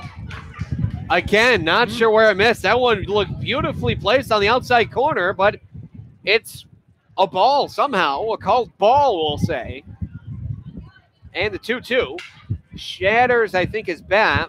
Yeah, he chipped his bat. He's going to have to get another one. Yeah, that one's fouled off. Poor swing in on the hands. Not going to accomplish much with that. Except for well, on a cold day like this, you can set up a bonfire easily. No, I'm gonna take that back because all the wind. That's gonna take it back. Don't do that. Definitely don't do that. Yeah, no. You don't want to start a fire. I would say save it for a rainy day, but to be honest, yeah, that would make no sense. My idiocity continues. Yeah, good job, Billy. Good job. Good job. So it'll be still a 2-2 count for Hartman, who grabs another bat. Went from solid birch to a split birch, and I want to say mahogany tipped bat as the 2-2. That one, well, the new bat did it for him. Vicente Mendoza will collect that one on a 1-hopper. Having a quick look at the majors, following a first pitch solo homer to lead off the game by Matt Duffy, the Tampa Bay Rays lead the New York Yankees 1-0 bottom of the 2nd. Meanwhile, no score in Atlanta as the Braves host the Padres. Left fielder number 30, Cameron Kinsner, grounded out to second base his last time up. Mushin and the Suns would love another ground ball over to second base. Around first, Hartman leading off and the pitch. High fly ball deep to right. Going back is White, but the wind knocks it down. And they're going to, no, there's not going to be. Let's see, it's thrown away, but not paying attention was Hartman. I thought it was going to be gone, but the wind just knocks that one down. Well, normally that would have been gone. No ground ball here, but like you said, Billy, the wind working into effect for the Suns defense, keeping this thing well inside, I guess, the field of play, and keeping it a 3-run lead. Hunter Romero grounded out to first base his last time up. But yeah, I thought that ball was going off the bat. Just the crack of it was a fantastic sound, and it looked like it was going to go, but the wind just kicks it down. This one, a check swing. Kind of like a 70% of the way on that one. That one's fouled up. No, that reminds me of you played MLB The Show. It's a real life glitch. That's the best way I could come up with it. I do know if you like swing if you're on PlayStation, you swing with the square button, you don't mash the button in. That's kind of what the swing on the game looks like. The 0-1 hopped up towards us. Wow. Yikes. That one hits the plate. I reach out because, well, that one looked like it was going to be close to getting us. So that one is a ball, well, for obvious reasons, and it's also a wild pitch, and every sense of the term wild. Mushin's flashed a smile up towards us about both of us reaching out because, well, if that netting wasn't there, we might have been able to grab it. Here's a 1-1. Fastball inside, over the plate, but low. Now it's 2-1. As this wind's really starting to kick up. Starting? It's kind of just been there. Continuing to further elevate on the mile per hour. Mushin, the 2-1. Bounces in again. Simeone can't find it. Now does. That'll be a 3-1 count. Here to Mushin. From Mushin, to Romero. Already the Sharks have had calls not go their way for the fly out deep to right field on a normal day.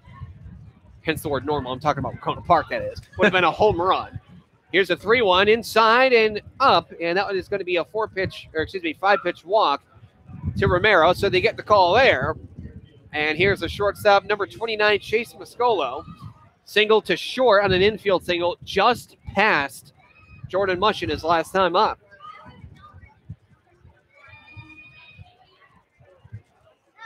Would not go in the books as an error, of course, but kind of erroneous base running on his part stopped the team from having a chance of getting the run. That's very true. Here's a pitch. Cut on a miss for strike one. Off the fastball, he swings right through it.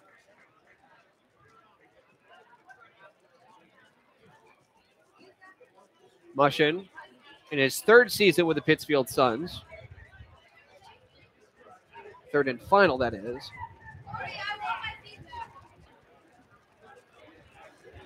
Here's the 0-1. Bounces in. Simeone knocks that one down. And Mushin's had a rough season to this point of the season for the Suns, but currently putting together a pretty fine outing against the Sharks here.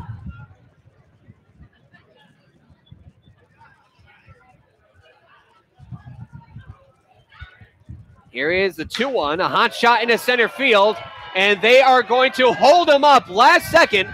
The throw is offline, but I think they would have got him. Would have got him for sure. A smart decision to hold up over there at third. Ducks on the pond now. It's all up to Shapiro here. So a single to center, but a strong throw from Shade. As here comes Brandon Shalikas, former teammate of Jordan Mushin last season, as well as, well, look at this. You have three teammates from the 2017 campaign for the Suns. You have pitcher, then pitcher, I should say, Brandon Shalikas, current pitcher, Jordan Mushin, and catcher, Severino Simeone. Shalikas with some confidence there to Mushin. He only has to go after one man here. This is Colin Shapiro, the center fielder, who flew out twice to left field. So Mendoza has to be on his toes. One was a high fly out. The other one was on a weak line drive, both to left. As this one, well, exactly, goes to left. That's a foul ball. Count is 0-1. To the push hitting, left-handed hitting, Shapiro. On third is Hartman. On second, Romero. On first, Mascolo. The pitch. Fastball. Beautiful pitch. And that one hits the outside corner. Now 0-2. And now you have a couple pitches to work with. And you're one good one away from putting up another 0. Here's the 0-2. He'll do. No. Just outside. Very close pitch on a fastball. I thought he rung him up. Interesting call on that one. Probably a 50-50 if you split it. Now the 1-2. Inside out swing, shallow left center field. Vicente Mendoza comes in, and for the third time against Shapiro, makes the out. Oh, Shapiro's got to hate him by now. In the inning, he does put up another 0. No runs. of 2 hits, no errors, and the bases left loaded. Through 3.5 innings, we head to the bottom of the 4th with the Suns up top by a score of 3-0 against the Martha's Vineyard Sharks. You're listening to Pittsfield Suns Baseball on the Pittsfield Suns Baseball Network.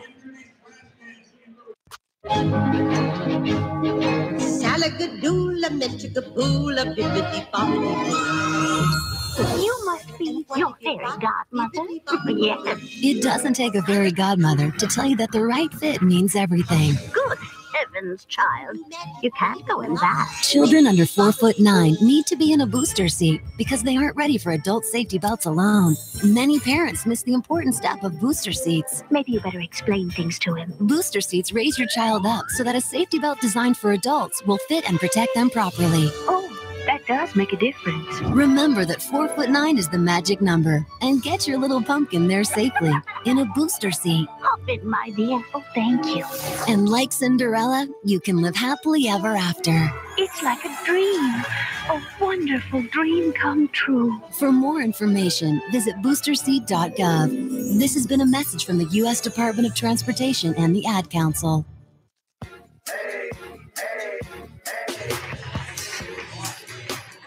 Now in the bottom of the 4th, the Pittsfield Suns lead the Martha's Vineyard Sharks by a score of 3-0. The 8-9-1 hitters, that'll be Mendoza, Simeone, White. Vicente Mendoza sees the first pitch. Breaking ball looks like a changeup. That one hits the outside corner, called strike at the knees. Count here is 0-1. He reached on a 1-0 pitch due to an error by the second baseman, Hall. The 0-1, curveball inside over the plate, but it's low. And the count here is 1 ball, 1 strike. Pitch. Outside corner? No, just barely outside. And now the count here is 2 balls, 1 strike. Mendoza sporting stirrups here today. 2-1. That one hits at the knees. Not liking the call there was Mendoza, but really any of those pitches were 50-50. Here's a windup from the lefty, Ketchy in the pitch. Fly ball, first base side out of play. Lucky that the swing there was very, very early because that thing served to Mendoza on a silver platter. They're Ketchy lucky Mendoza didn't take that one for a ride.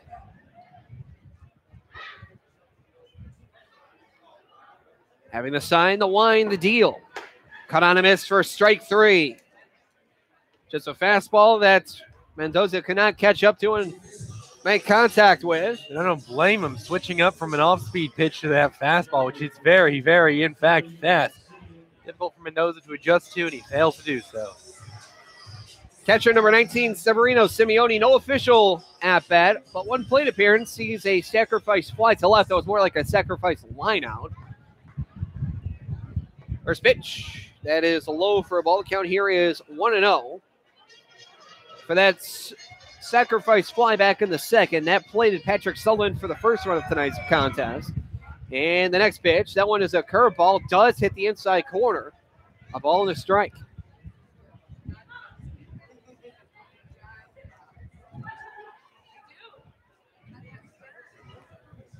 Now the 1-1. Curveball down the third base line, just foul. And now it's a 1-2 count. On a day like this, especially for us, Andrew, today's the kind of day where once we're done with today's game, I think both of us are going to go home and take a nice, hot, relaxing shower. Yes, something to that note. Here the 1-2. A late swing and miss. He tried to defensively clip it. He does, but it goes to the catcher in his mitt. And that is the second straight strikeout for Ketchy. And that last swing looked very uncomfortable. He lunged at it. Even was like standing on 1 foot for a little bit. Definitely not going to produce anything with that swing, and hence goes down my way of the K. 4th strikeout in the ball game for Ketchy, 2nd in a row. The other 2 against the man on deck, Drew T. Martino. But now it's Alexander White's turn at the plate. This one kicks up some dirt, 1-0. Alexander White, a single, also a stolen base. He reached on third on the same play by an error by the first baseman, Romero. Pitches low for a ball, now 2-0. He also reached on a fielder's choice to end the second. Ketchy with the 2-0. That one high for a ball, now 3-0. Going to be sitting pretty here with 2 outs, nobody on in a 3-0 count. Here's a windup from Catchy, the 3-0. That one's in there, called strike. And again, the same flare on a 3-0 count there from Andrew Gerard. It's like, yeah, it's a strike. Let's go next pitch very quickly. 3-1. Low for a ball, so a 5-pitch walk.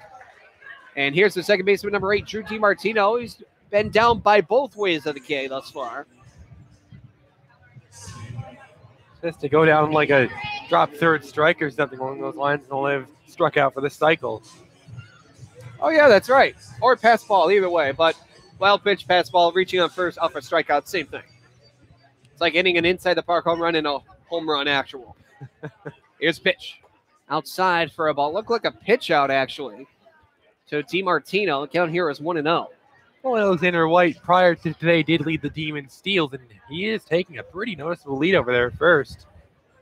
It's a very large lead. Yeah, it's very large indeed, as just as we say that, there's a pickoff attempt over towards first.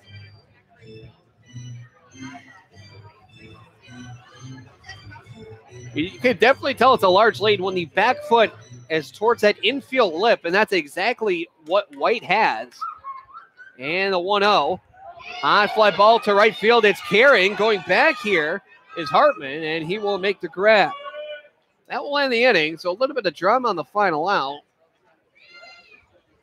So in the inning, no runs off, no hits, no errors, and 1 man left. Through 4 innings of play, Suns go to the top of the 5th, carrying a 3-0 lead over the Martha's Vineyard Sharks. You're listening to Pittsfield Suns Baseball, the Pittsfield Suns Baseball Network.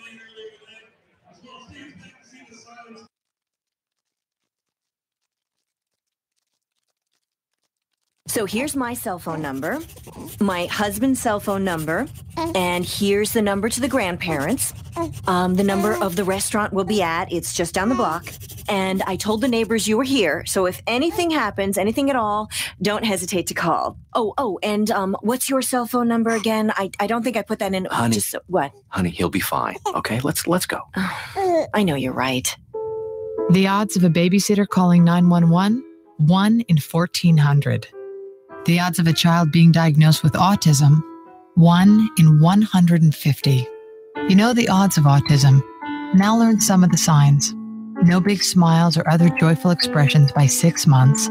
No back and forth sharing of sounds or facial expressions by 9 months. And no babbling by 12 months. To learn more of the signs and more about autism, visit autismspeaks.org. Brought to you by Autism Speaks and the Ad Council.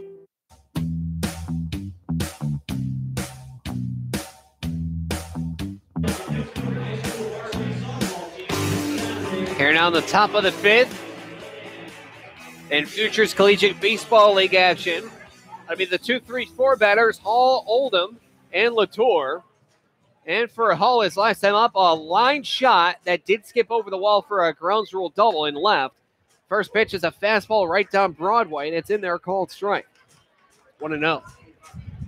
Reverse it, 0-1. Quick pace here from Mushin. The next pitch is fouled off. He's expecting fastball. And swung a little bit early. So no 2 count here for Connor Hall, the second baseman. He's 1 for 2. Pitch. That one, did he go? He did not. Thought it was actually a check on a foul ball, but it was not. So 1-2 count. It was a very low pitch. No reason to even take the bat off your shoulders on that one. 1-2. Make it 3. Big cut and miss. He chases this one high as he nearly tomahawks it.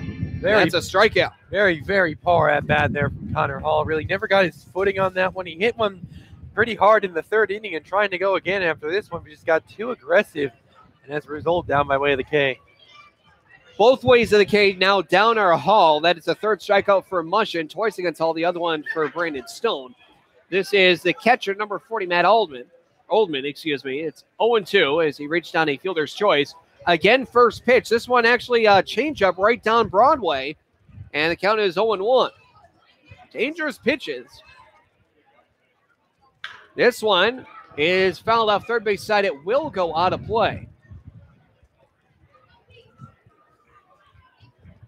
We an 0-2 count here for Matt Oldham against Pittsfield Sun Hurler, Jordan Mushet.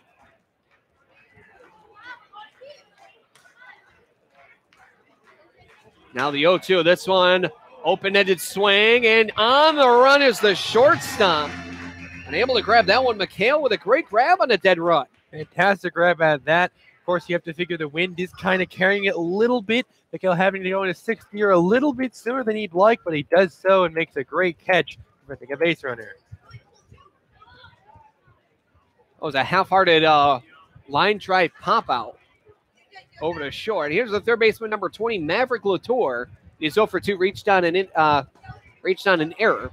The pitch, that one looks like that one's just low and away. Count here is 1-0.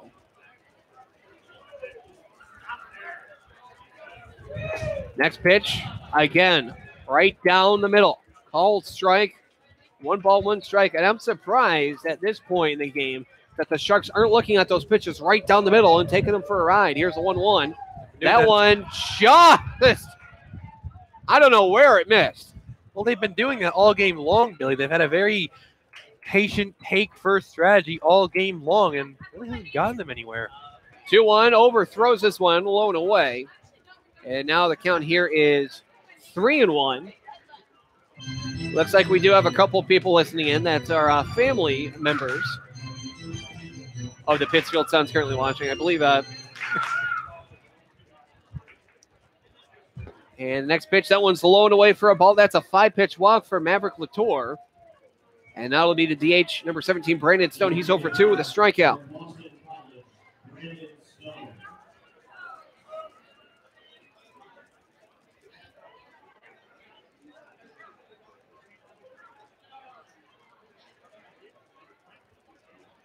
I believe that was Mike Demarest. I see a name, someone who commented saying, "Let's go, son." I believe that's a family member for Mike Demarest.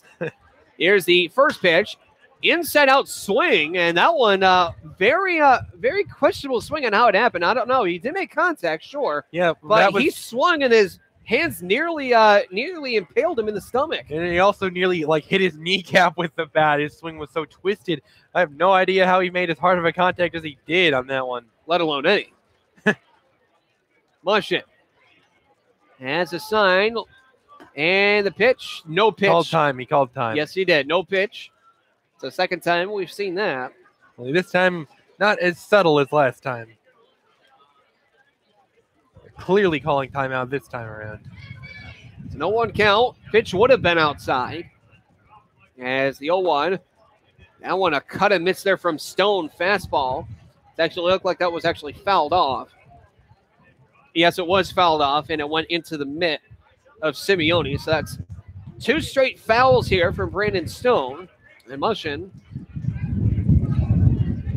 has a sign as the wind picks up. That one cut on a miss for strike 3. Just completely fools him there for a half-hearted swing. Fine outing from Mushin so far. Again, rough time on the mound up to now, but really shining when the team needs it to most in the face of a stiff opponent. Through 4.5. You see in the inning, there was no runs, no hits, no errors, 1 man left. And through 4.5, we go to the bottom of the 5th with the Suns' heart of the order 2-up. Suns lead it 3-0 over the Martha's Vineyard Sharks. You're listening to Pittsfield Suns Baseball, the Pittsfield Suns Baseball Network. At the American Lung Association, we're fighting for a day when we can all breathe easier. We're fighting for clear skies over every city and healthy lungs throughout the country. We're fighting to free millions of Americans from the addictive grip of tobacco and the devastating effects of lung disease. The American Lung Association isn't just fighting for air, we're fighting for all the things that make it worth breathing, and we can use your help. See what you can do at fightingforair.org. Hi, we're talking to real smokers about quitting. Tell me when you smoke and why you smoke. Eat, cigarette, kids, cigarette, dinner, another cigarette. One on my way to lunch, one after lunch. And another cigarette, and another cigarette. Have you tried to quit? Yes.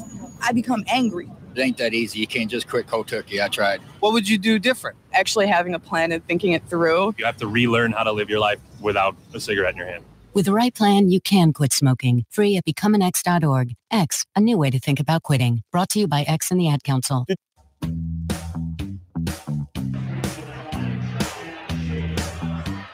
All Part of the order here in the bottom of the fifth. Center fielder number 18, Chad Shade. Shortstop number 5, Brian McHale. First baseman number 38, Patrick Sullivan. So back in there for his 5th inning of starting work. Catchy with the first pitch, outside corner. Called strike, 0-1.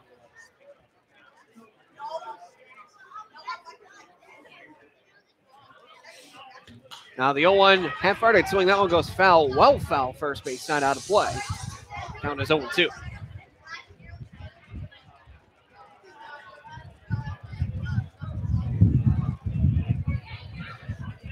Here's the 0-2. Swung on over the head of the second baseman. That one loops in for a base hit into right field. That's his second such attempt. An occurrence there from Chad Shade. And another well-hit base hit. Not getting too much lift, but just enough to get out of the infield. Just enough to get him a base hit. Nearly pretty much in the exact same spot as well. As here's a shortstop, Brian McHale, a walk and a run scored thus far. He is currently 0 for 1. The pop out to short. Ketchy currently sitting at 76 pitches. Pitch. That one, good hold there from Oldham as he brings it back in. It is called strike. Count is 0-1. Looking a little bit iffy if he can make it to come out for the next inning. Now the 0-1. Swing on. That one will go foul, first base side. 0-2 is the count.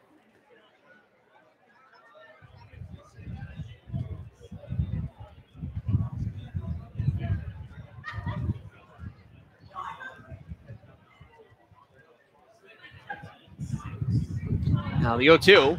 That one swung on. Good defensive swing from McHale. Saw that one hanging, and he was able to make contact, and I believe he did want to push that one foul, or excuse me, pull it, and he does so. So we'll go again from an 0-2 count.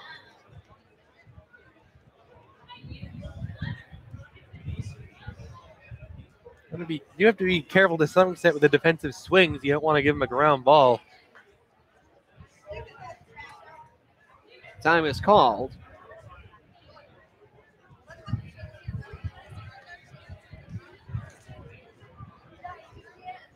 Once again, from the stretch, Brian Ketchy, the lefty, has a sign. Dancing out there is Shade.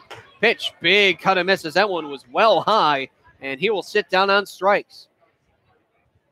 You're listening to Pittsfield Suns Baseball, the Pittsfield Suns Baseball Network. Billy Mato alongside Andrew Belarchin here at Paul Dowd Field at Wahconah Park in Pittsfield, Massachusetts.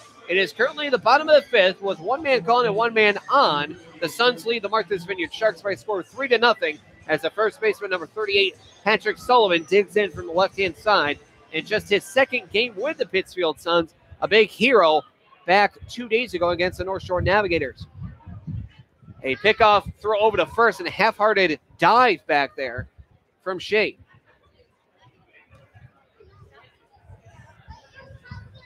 Sullivan is 0 for 2 in the day, reached on an error, later scored an unearned run. Here's a pitch. Swung on third base side, out of play, 0-1.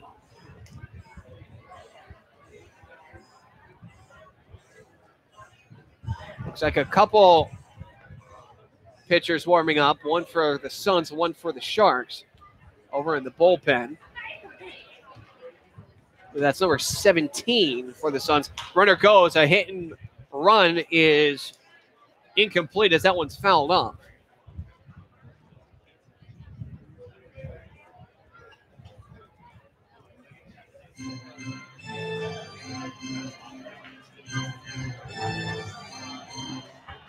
I don't think that was Michael Noki, actually. No, it was Tyler Briggs. It's one of the two. The other one has a hoodie on. Can't see his number. The runner does go again. The 0-2, a line shot. And grabbed by the third baseman. Throw over to first. And it's thrown away. Advancing to second is going to be Shade. And just like that, you have Latour with an amazing play. And he can't convert it. An amazing play and then a not so amazing play there. I would imagine it's probably going down in the books as an E5. They kind of make up for, they kind of like offset, like an amazing play offset by a pretty bad throw. And that will go in the books as an E5. That's the fourth error of the game for the Sharks. And if you're looking for any particular reason that they are down 3-0 right now, Well, that would be the first place you probably want to look at. 4 errors in a single game. That is just inexcusable. Have as many hits as they do errors and just one less than the Suns have ahead, as this one is swung on. That actually went in and possibly would have got a piece of Faircloth. Instead, it gets a piece of his wooden bat, foul back. Count is 0-1 for Dylan Faircloth. Good day for him. It's 2 for 2, a single in the second and a double in the third with an RBI tacked onto that one.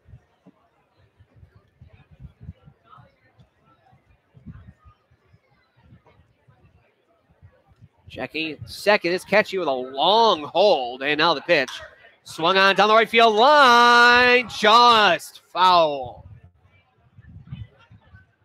And for the 4th straight batter, Catchy will have an 0-2 count. A lot of contact with these balls. 7 total foul balls this inning, and no balls thrown. Keeping an eye on his pitch count. He's currently at 85 pitches. He's got to finish off Faircloth soon if he wants to have a chance to come out next inning. He needs 89 or less to finish the inning if he wants to come out next inning. Now a step off here.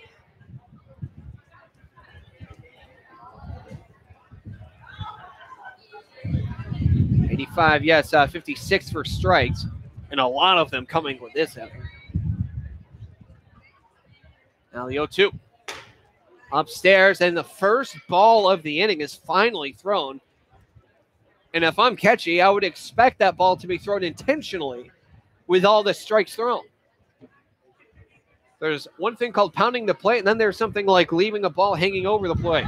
Pickoff throw over to second, and the second baseman cannot handle the pitch. They would have had Shade out at second, but they cannot convert defensively today. The throw was on time, but even if he did corral, I'm not sure the tag would have been there in time to get Shade at second. But nonetheless, it would have been close enough, but really not worth really discussing as the throw was bobbled.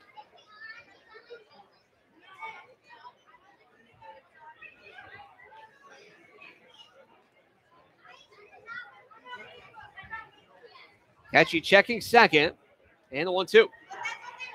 Just off the outside corner. That one also low, as well as it was outside. Maybe 2 inches to both. It's a 2-2 count. 2 men gone. Man on second, and Chad Shade. He's got 2 pitches left to find an out pitch if he wants to come out next inning. A hit in the outfield will score Shade more than likely. Step off.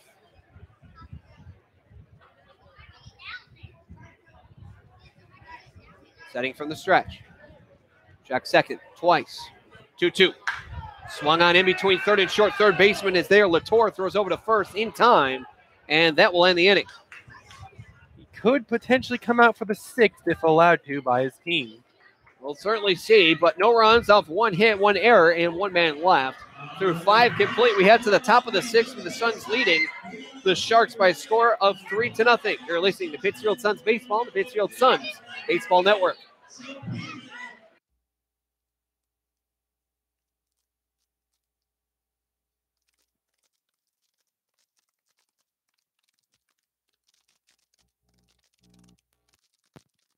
Check it out, it's the Terminator. Hey, when'd you get back, huh?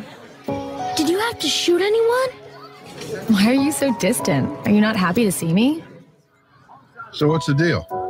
You gonna get a job now or what? Why are you being so jumpy? Put all that stuff behind you, okay? No one knows what it's like to come back from Iraq or Afghanistan unless they were there. Join other veterans at communityofveterans.org because we know where you're coming from. Brought to you by Iraq and Afghanistan Veterans of America and the Ad Council. Type 2 diabetes is a serious chronic health threat in America. It affects tens of millions of people. Many people who have the disease don't know it. Diabetes can cause health problems such as heart disease, strokes, amputations, and blindness. Talk to your doctor, get screened if you're at risk, and learn how to avoid becoming one of the millions of new cases of diabetes each year. You can help prevent type 2 diabetes. A message from CDC and HHS.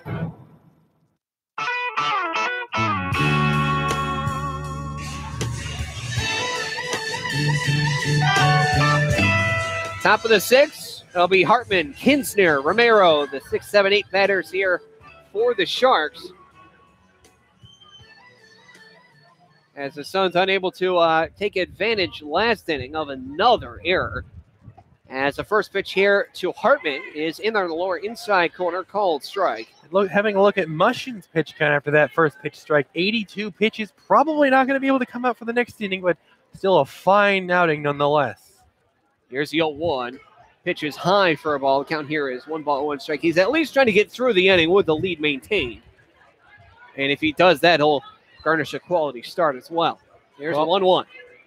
Swung on down the right field line, just foul. As it bounces foul just before the first base bag. Quality, of course, by baseball standards and by, just normal human standards. It's been a great outing from him on the mound. Yeah, only giving up 4 hits to this point. I believe only 3 walks, as well as 4 strikeouts. Pitch, high fly ball, right fielder going back. White is there, Wynn knocking it down, of course, and that one is easily grabbed. Well hit, but a little bit early of a swing. Also, maybe a little run-in on the hands. And yet it had plenty of air time. And as Billy said, the wind carried it a lot. On a normal day, that's pretty much in shallow right.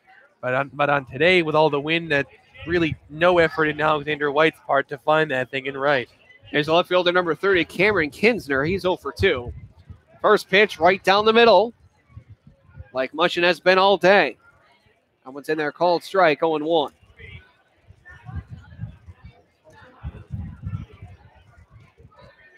Next pitch, inside out swing, and that one's pulled into right center field for a base hit. Center fielder's going to cut it off, that being Shade. He'll throw in, and that'll be a base hit. Well, plenty of base runners given up by Mushin in this outing. He hasn't been super clean in these innings, but the big important number, 0 in the runs column. He's been doing a good job keeping damage off the board so far. We're going to get a new ball. Jay Mendez is coming into the field of play in a fair territory. I believe it was on the swing that Kinsner took off. And he's a little shaken up there. It looks like his lower, I believe it's a lower extremity. I'm not sure which one. He looks fine. Jay Mendez just double checking. Yeah, I think that, they're going to put in a pinch runner. He's, I don't want to say he pulled something, but it's more than likely that he did. So Kinsner Knight is going to go down after a base hit as the Sharks come out in full force to greet him. Kai Nelson is going to overtake him on the base pass as a pinch runner. More than likely also going to take care of the left fielding duties as well. So here's first baseman Hunter Romero. First pitch breaks his bat and it goes foul. Count is 0-1. And on especially cold days like today, really hard to get warmed up to keep the blood flowing, and you're a lot more susceptible to that type of thing under days like this. Of course, it seems like Kinsner is going to be okay, but good job from the Sharks to just take him out on a precaution.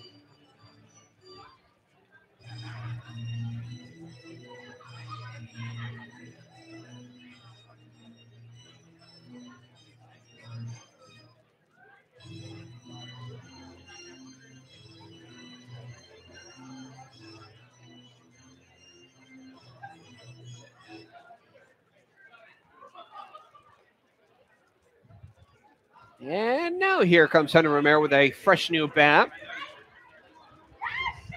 That one also looks like a pine handle, and that's definitely not a mahogany. That one is that one's a painted black. The whole bat is pine, rather. So it's an 0-1. After a shattered bat foul towards first. And the pitch.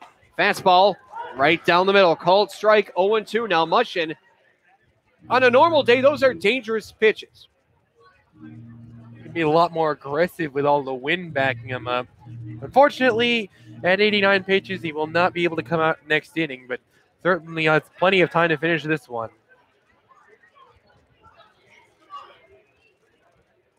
Mushin, long hole, now the 0-2. Swung on, flied out, and skied out towards right. That one's trickling foul, and yes, that will be well out of play. You won't see a Stretch Armstrong play coming out of here.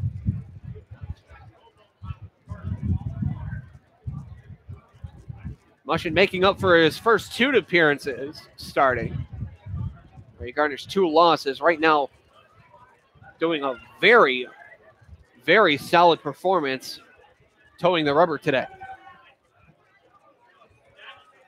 Runner goes, and the pitch is in there. Called strike 3. Tag, not in time. He's still at home plate. They ruled that a ball. Interesting. It looked like it hit the lower outside corner. It looked like that wasn't even low. That was not even on the outside corner. That was nearly right down the middle.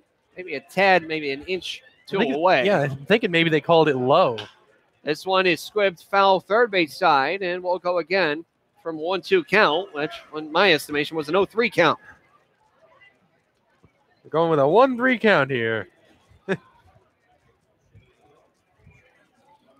Kai Nelson gets a stolen base after, again, coming in to replace Cameron Kinsner.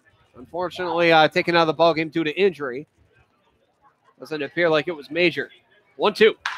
Hot shot down into left field. That one's going to go down for a base hit. Vicente Mendoza is going to grab this one off the wall. Scoring is going to be Nelson. A throw into second is not in time, and it's cut off. An RBI double by Hunter Romero. It is now 3-1. Suns lead it. In Mushin's final inning of work, the hard hit balls finally come back to haunt him, putting up 1 run on the board. Still a pretty solid outing from him on the day. Not able to get out with all zeros, however. Yeah, unfortunately, with this as well, he is going to be replaced, and there's going to be a new pitcher in the ballgame. I believe it is Tyler Briggs. But it is an RBI double by Hunter Romero as Mushin ends his night. Best outing of the season, however, by far. Gets a standing O from the Suns faithful. And there's going to be a new pitcher in the ballgame. Currently, right now, there's a runner on second. It's a 3-1 contest with 1 man gone. New pitcher in the ballgame for the Suns. We'll be right back with more Pittsfield Suns baseball on the Pittsfield Suns Baseball Network. I have a passion for the environment. That's why I serve in the United States Coast Guard. We monitor commercial vessels, making sure our ports and waterways are safe and clean from oil or other hazardous material. We patrol our fisheries, protect marine wildlife and their habitats. With all we do, it's about protecting America. Were you born ready to protect America? Learn more at gocoastguard.com. Sponsored by the United States Coast Guard in cooperation with the Massachusetts Broadcasters Association and this station.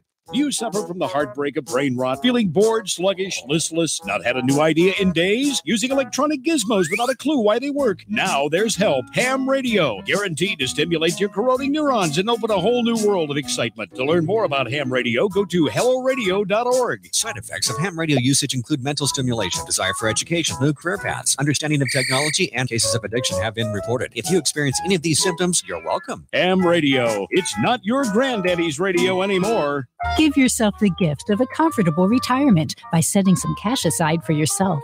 Saving a little of your monthly income can be as affordable as the average holiday gift. If retirement is near, you'll want to start saving right away. If you're younger, begin saving now, and compound interest will help your retirement funds snowball.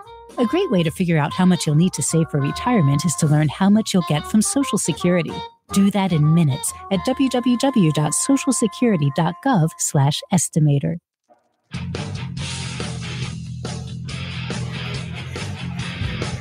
New pitch in the ballgame, replacing Jordan Mushin for this last out of the 6th. Looks like it's number 17, Tyler Briggs. Briggs had 1 appearance prior to today, and it did not go so well. Through an inning and a third, gave up 3 hits, 3 earned runs on a walk and 3 strikeouts. Took the losing decision that day, holds a 20.25, obviously inflated ERA. And while Mushin is responsible for the runner on second, other than that, that will, I guess we'll say, unofficially end his line. Falling 2 outs short of the 6th. Mushin hurled 5 1/3, faced 26 batters, 1 earned run on 6 hits, a couple doubles, walked 3 and threw a wild pitch with 4 strikeouts on 93 total pitches. Currently in line for the win, however, of course, that is far from the final. They say that he is in line for the win, but the tying run comes to the plate, and he's 2 for 2. Chase Mescolo, the shortstop, a couple singles, one an infield single. Pass Mushin going to short. The other one was a hot shot single into center. Briggs with the first pitch. Pitch is balk. I was about to say, he quick pitched and he never completed his set, so that's going to be a balk. No pitch recorded. That'll be a balk. Not the way you want to start off your outing. Definitely not. No, not even a first pitch thrown and already advancing a base runner with 1 out. That hurts. And the pitch. That one's high for a ball like the previous one was thrown, was also high, but it's 1-0 due to the balk by Tyler Briggs. Very rare that we see, let alone 1, but 2 in a game. Particularly 1 on the first, I guess technically not even the first pitch. The first attempted pitch. That one, instead of too high, is too low. Count here now is 2-0. Time calls for a new ball.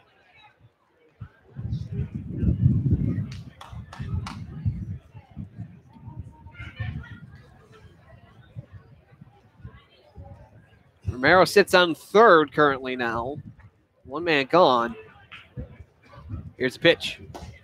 That one also low, and now the count here is 3-0. Mascolo not even going to be thinking about this one. You got an open base over there at first for a ground ball down the road, but not quite how you wanted to put him there. 3-0. That one is not a strike. Over the inside part of the plate, but it's low, it appears. This will bring up the center fielder, Colin Shapiro. He's 0 for 3 with a fly out to left in the first, a fly out to left in the third, and guess what? Another fly out, this one in the fourth. Going to be giving Mendoza the stink eye over there from the batter's box. Well, this one wouldn't hurt him. And the pitch. Ball 5 to Shapiro.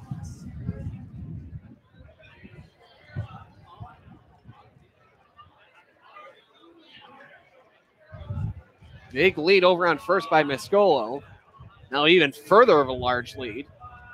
The 5-0, that one's dropped, so now it's 6-0. Now to Colin Shapiro. And finally, here comes Brandon Chalikas to talk things over to Tyler Briggs, who has not even seen the ball come anywhere close to hit the strike zone. Up 3-1 against the best team record-wise in the FCPL. You need a guy on the mound who can throw some strikes. Jay Mendez, excuse me. Talking with Colin Shapiro with runners on the corners, 1 man gone. Would be something worth noting for the Sharks to try to move him over to second, but in a normal situation, that might be a good idea, but you might want to hold up just to see if he can get second for free at this rate. I believe he's going to be holding off until he can get a first pitch strike because Briggs hasn't even thrown a strike yet. Of course, speaking about Mescolo over there at first in regards to trying to swipe second. Yeah, he's got a huge lead over on first. Not even a pickup throw. The 2-0 is now 7-0. He looks rather frustrated on the mound. Above all, can't lose your emotions there on the mound.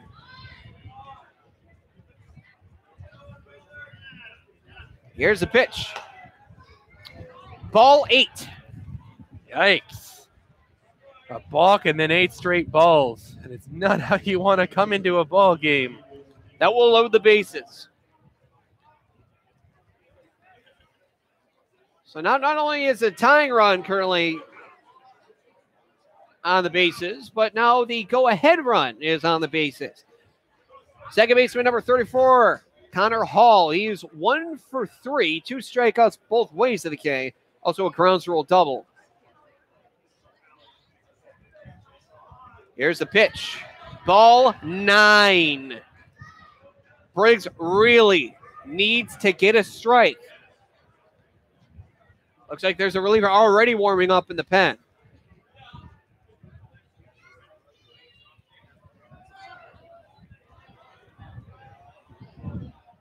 Here now the 1-0.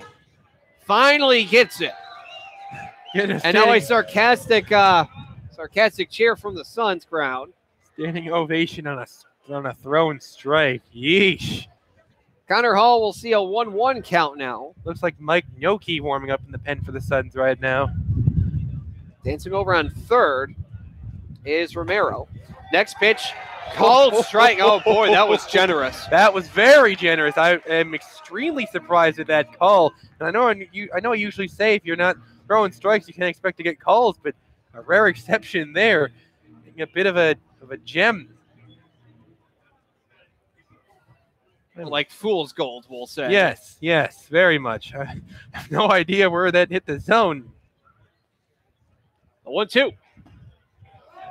Thankfully not called a strike. I said that in all sarcasm. Really included. It's well outside and low. 2 balls, 2 strikes, a man gone. Bases are loaded.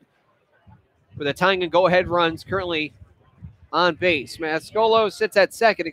Romero's on third. Mascolo's on second. Shapiro on first. Hall has a 2-2 count. The pitch swung on and missed for strike 3. If that's not a confidence booster, I don't know what is. And a humongous comfort behind as well. What was it? 9 straight balls he threw, and then somehow able to get him down swinging. That is a dramatic turnaround. And with 2 outs on the board, still time to get out of this inning without allowing any more runs. That's very true. And now Oldham talking with Jay Mendez. Again, he's the skipper for the Martha's Vineyard Sharks. Sitting over in the third base coach's area. The left-handed hitting Oldham will have one task and one task only. Get a hit. Or get on base somehow. Doesn't really matter how.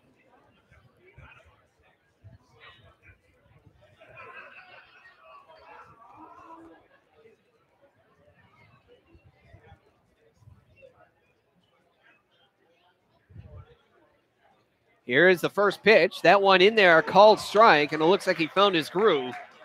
Count here is 0-1. Anything other than throwing 9 straight balls.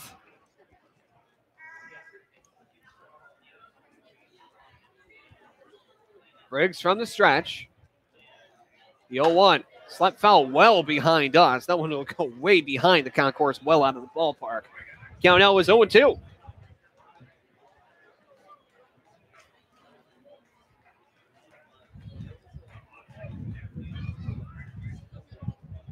That's a souvenir for a youngster. He's able to grab that one. Bases loaded, 2 men gone. Here's the 0-2. Just high over the outside part of the plate. Good waist pitch, but the count here now 1-2. And Michael Noki looking like he's almost set. Just in case. Suns crowd getting behind Briggs. A 1-2 is high. Good stop there from Simeone. And now it's 2 balls, 2 strikes.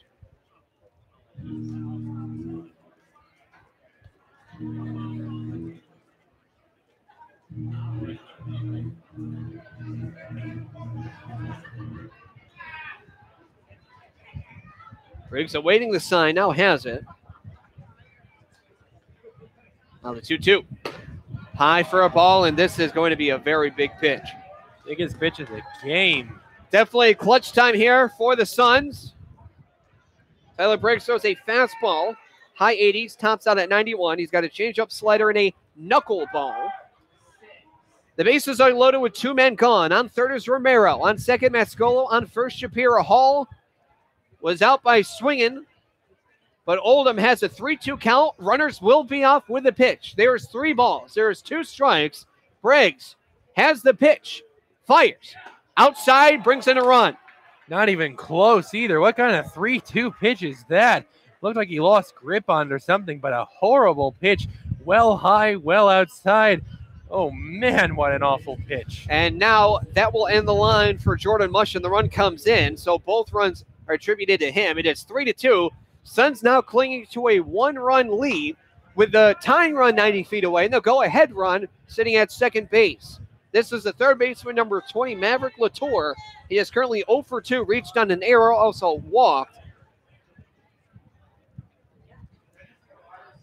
Pitch is high for a ball, 1-0.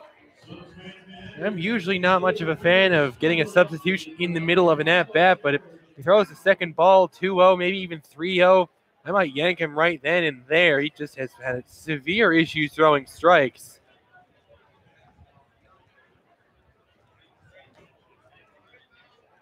I mean, 3 walks in 4 batters faced.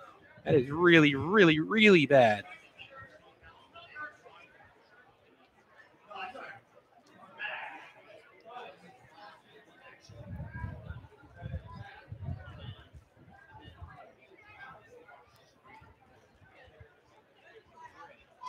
Briggs with the pitch. Inside corner, called strike. Fooling Latorre, but the fastball was there on the inside corner. A ball and a strike.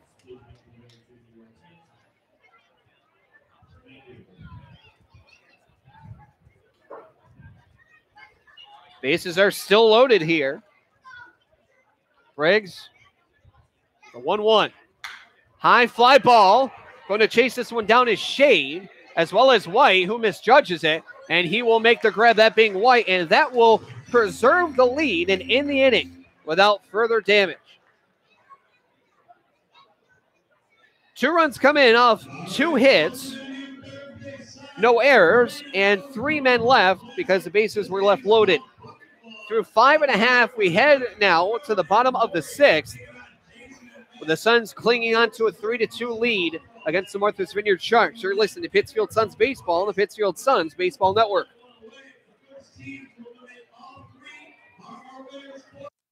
Home safety is a family effort.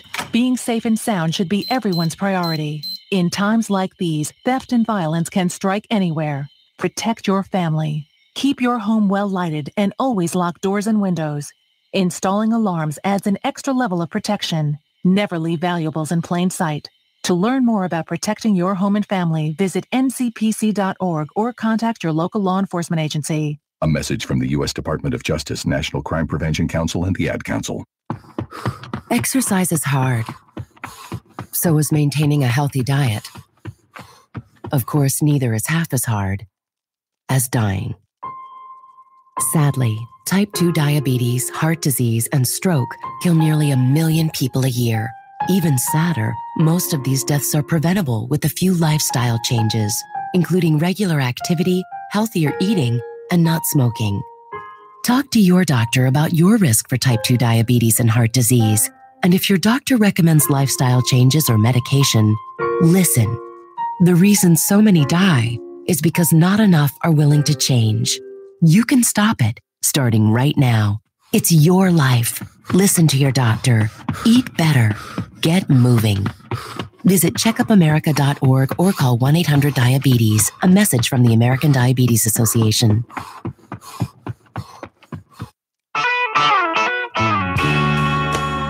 As you just saw, back to live action. The first pitch fouled back. Jack Kalumovic with a foul ball facing off against Brian Ketchy in his final inning. So the count here is 0-1. Next pitch is in there on a curveball, and that one in there in the lower outside corner, called strike. Now the count is 0-2. Kalumovic with a couple defensive gems. Here's the 0-2. Curveball, that one swung on foul off first base side. And way too many Martha's Vineyard Shark players come out to try to grab it. More of a contest, if anything. Anything they can do to stay warm over there. Hey, I don't blame you on that statement. Now the 0-2. Yet again, squibbed foul. I don't think that they're going to try to trot out to that one. Considering it went the opposite direction, no, you're probably right. I think they probably get in trouble for that. A side armor warming up here for the Sharks. I believe that's either number 35 or 15. Unfortunately, I can't see too far. I think it's 35. Curveball nearly nicks him. That is 35. It is 35. Well, I believe it was, yes, Connor Donahue. It's a 1-2 count. The lefty Ketchy with a 1-2. Called strike 3, ring him up. Beautiful breaking ball action from Ketchy. He's trying to catch fire here on his later outing.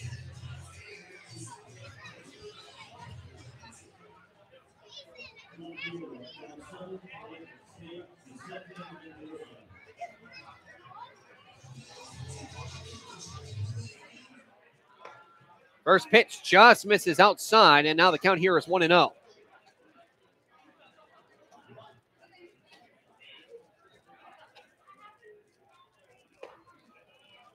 Next pitch, that one is in there for a called strike. Ball and a strike. Was not Connor Donahue. Pitch, curveball, but that one drops low.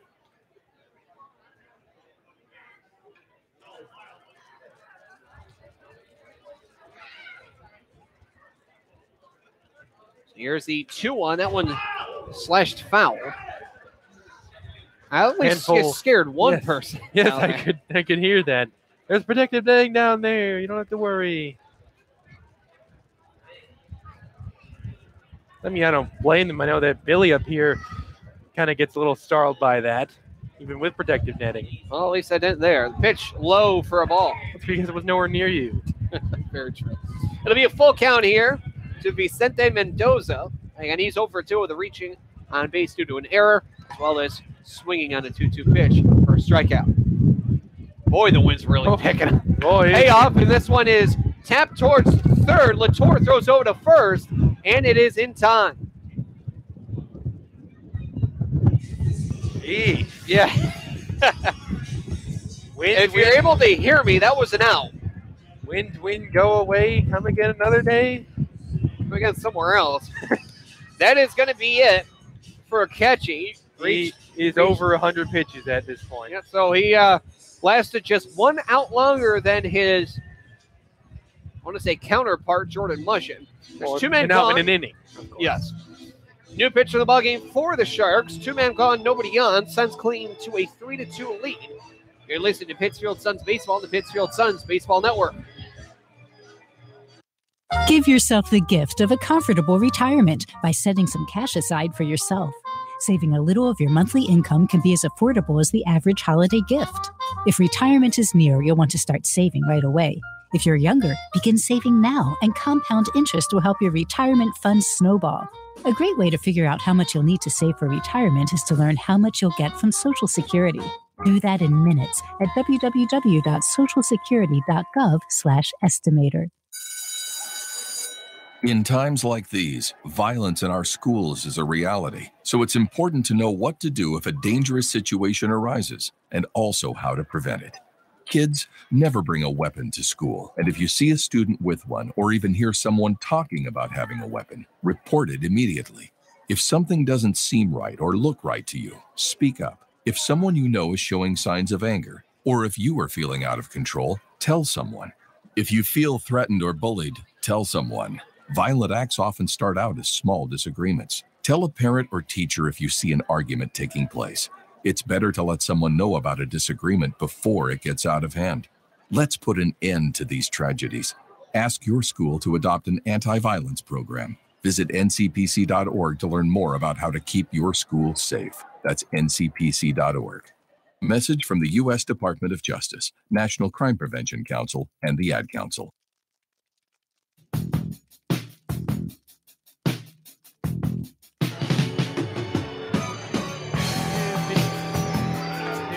Ball game for the Vineyard Sharks. It looks like it's number 35, Brandon Ebert. Looking at Ebert's line, this will be Ebert's 4th appearance out of the pen. To date, has hurled 6 1/3, giving up 6 hits, 5 runs, 3 earned, with a couple walks and 6 strikeouts for a 4.26 ERA. And that will do it for the line of Brian Ketchy in the line for the loss. Through 5 2/3, faced 26 batters, 3 runs, 2 earned, with 5 hits, along with a couple walks, a wild pitch thrown, and 6 strikeouts. Exactly 100 pitches, getting the most out of them they possibly could were the Martha's Vineyard Sharks. Severino Simeone sees the first pitch well outside for a ball, 1-0. Simeone is 0 for 1, a wild swing from Simeone. He's also got a sacrifice fly. It was more of a line out, if anything. Not going to count is 1-1, but the delivery by Brendan Ebert is very unique, as the pitch does hit the outside corner. Yes, I suppose it did. But the count is 1-2. If you look at Brandon Ebert, he throws sidearm, but more of an overhand. It kind of looks like he's throwing a screwball every pitch. We'll see this one. 1-2, well outside, and now the count now 2-2. I don't think I've seen anything quite like this before. I'm trying to think of like a major league pitcher to compare it to. I don't really have anything. 2-2. Breaking ball. This one is shot over to Hall at second. Throw over to first in time. That will end the inning. So in the inning, the 1-2-3 inning, split between Ketchy and Ebert. No runs, no hits, no errors, nobody left on. Through 2/3 of the ball game, 6 full. We head to the top of the 7th. Currently, the Suns have a 3-2 lead over the visiting Martha's Vineyard Sharks. You're listening to Pittsfield Suns Baseball on the Pittsfield Suns Baseball Network. They're your friends. They're your neighbors. They're even famous entertainers. They're teachers. Okay, class, settle down. Open your book. They're scientists and astronauts. They're hams. They're 650,000 strong, and they're just like you. Earning your amateur radio license is easy. Just contact the American Radio Relay League at 1-800-326-3942. Check it out, it's the Terminator. Hey, when'd you get back, huh? Did you have to shoot anyone? Why are you so distant? Are you not happy to see me? So what's the deal? You gonna get a job now or what? Why are you being so jumpy? Put all that stuff behind you, okay? No one knows what it's like to come back from Iraq or Afghanistan unless they were there. Join other veterans at communityofveterans.org because we know where you're coming from. Brought to you by Iraq and Afghanistan Veterans of America and the Ad Council. So here's my cell phone number, my husband's cell phone number, and here's the number to the grandparents. The number of the restaurant we'll be at, it's just down the block. And I told the neighbors you were here, so if anything happens, anything at all, don't hesitate to call. And what's your cell phone number again? I don't think I put that in. Honey, What? Honey, he'll be fine. Okay, let's go. I know you're right. The odds of a babysitter calling 911, 1 in 1,400. The odds of a child being diagnosed with autism, 1 in 150. You know the odds of autism. Now learn some of the signs. No big smiles or other joyful expressions by 6 months. No back and forth sharing of sounds or facial expressions by 9 months. And no babbling by 12 months. To learn more of the signs and more about autism, visit autismspeaks.org. Brought to you by Autism Speaks and the Ad Council. Top of the 7th. And for the Sharks, they will bring up the designated hitter number 17, Brandon Stone. He's 0 for 3 with 2 strikeouts. The first pitch just barely outside. Our ball count here is now 1-0. Stone, the only man not to reach the plate to take some hacks up last inning as they had 8 men at the dish. 1-0, that one's in there, a cold strike. 1 ball, 1 strike. Tyler Briggs out there for his second inning, first full, that is. After a wild 2/3 of an inning in relief. Popped up into shallow left towards third. Kalumovic, it looks like he will run out of room. Just barely at the wall. Netting, I guess I should say. Well, if the netting wasn't there, I think he would have had it.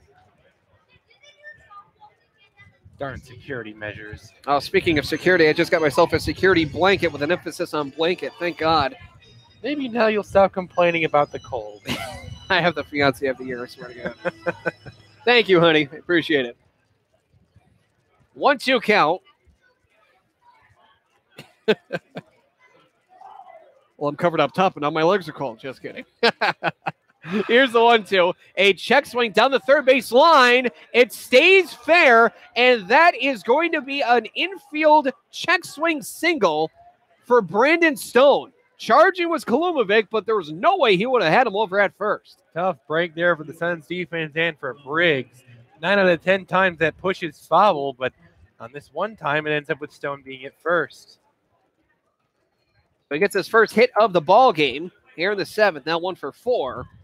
And here is Luke Hartman. He is currently a 1 for 2 on the day with a walk.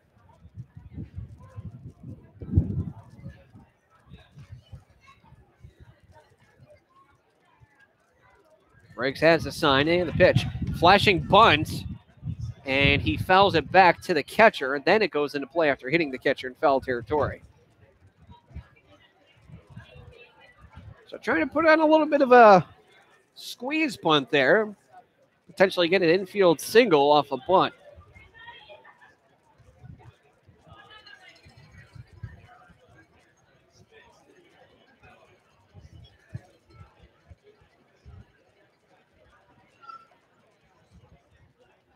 Briggs from the stretch, the 0-1. He is high for a ball. Count now was 1 ball, 1 strike. Briggs, a 3-sport athlete, thrived at NFA, that is Norwich Free Academy. He's a tight end, played a forward for both positions of forward. A late steal attempt as the pitch was outside, and they got him. Got him by a mile. A late steal attempt from Brandon Stone. If that was a late steal attempt or if it was supposed to be a steal attempt, he was extremely late. Extremely late, and if he was on some measure of standard of being on time, he gets into second easy, but really, really late on that one. He gets lucky to get first, but the Suns defense is kind of lucky to get him out there. Solid defense today from the Suns. Only 1 error and easily made up for it. That was by Jack Alumovic. And the pitch is outside for a ball to Hartman, and now the count is 3-1. So many balls thrown. Miracle that Briggs himself hasn't given up an earned run. Here's a 3-1 way outside. Goes all the way back to the backstop, and that is another walk by Briggs. Jeez, that was dramatic. 31 pitches for Briggs. Yeah, Andrew, I was just about to say the same thing. 20 balls, 4 walks in 1+ inning. I'm kind of amazed he's staying in the game at this point. 4 balls and not even an inning completed. This is the first time Kai Nelson is up. Cameron Kinsler had to leave due to a hamstring injury. Oh, big cut and miss there from Nelson.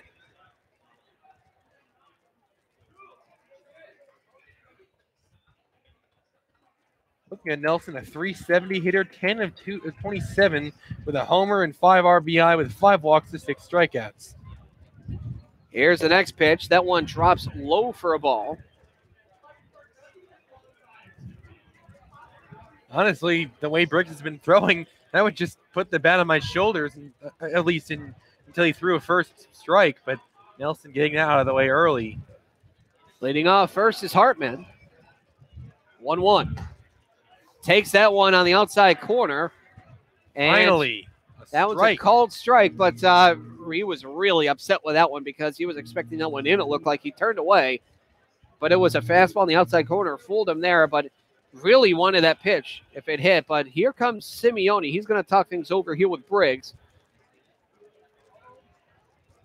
They get a game plan going.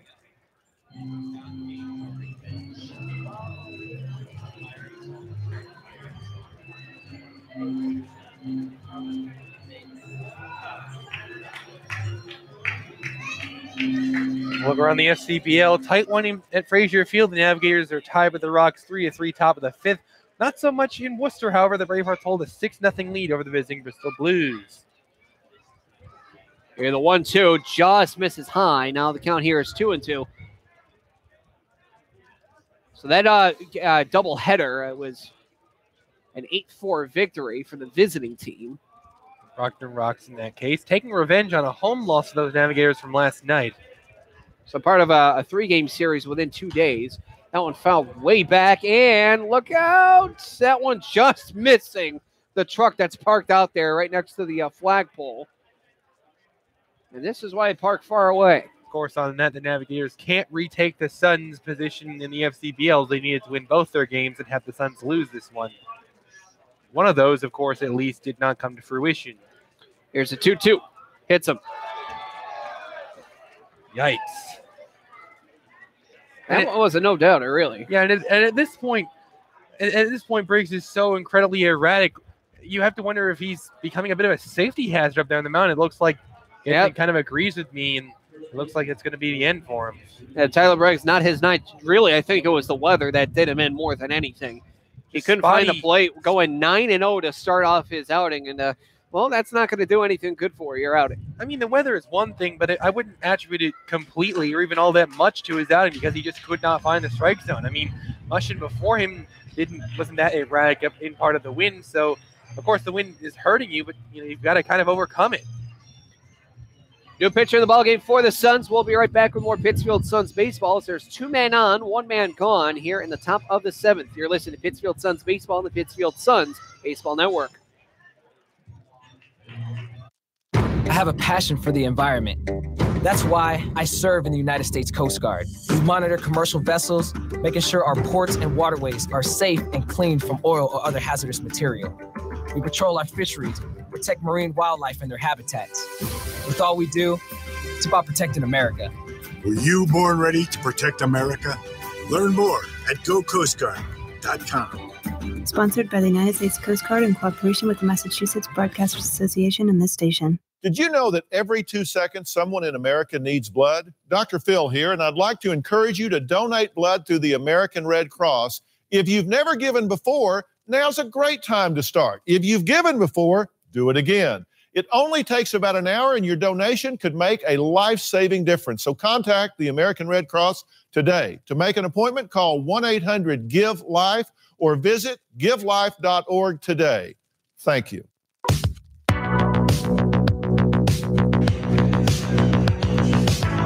New pitch in the ballgame to pick up the pieces for the Pittsfield Suns. It looks like that's number 27, Mike Noki. He will get the call to hold down the lead. Noki has appeared in 4 games and has had some mixed results, pitching 6 2/3, giving up 9 hits, 5 runs on 4 earned with 6 walks and 6 strikeouts. That, of course, may lead into that 5.40 ERA that Noki holds. Of course, anyone who can come in and throw a strike is good for the Suns at this point, trying to hold on to that 1-run lead against the best team record-wise in the SCBL, the Martha's Vineyard Sharks.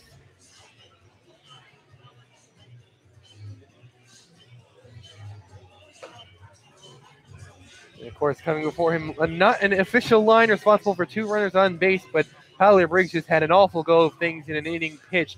Currently didn't give up a run somehow yet, but that could change if Noki can't clean up the pieces properly. But anyhow, Briggs threw an inning full, faced 8 batters, 1 hit, gave up 4 walks, plunked the batter, and struck a batter out somehow on 37 pitches, just 14 for strikes on 37 pitches. And things are now in Noki's hands up there on the mound. Well, for Hunter Romero, he'll top the ballgame if he did what he did last time, if not take the lead. He had an RBI double his last time up. He is currently 1 for 2 with that double, a walk and a run scored.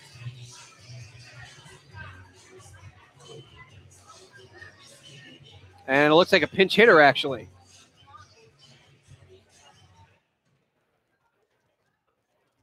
Ryan Ronay is the pinch hitter. Ronay, a .353 hitter, 12 of 34 with the 2 doubles, a triple, 4 homers, and 10 RBI. A dangerous pitcher in this particular instance. Well, a good inside corner pitch there to prevent him really from getting the barrel on the bat. That one would have jammed him in.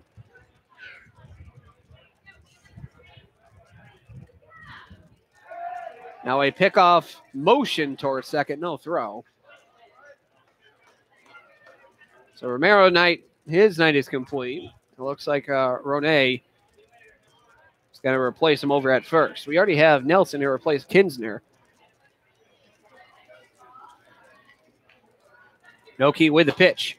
Again, fantastic location on the pitches. You want to pound it on the inside corner against the power hitter. They're doing exactly that. Power hitter indeed at 4 homers. You really got to be careful with the zone, though, or you might turn a 1-run lead into a 2-run deficit. Give him something to hit. Pickoff motion back towards second.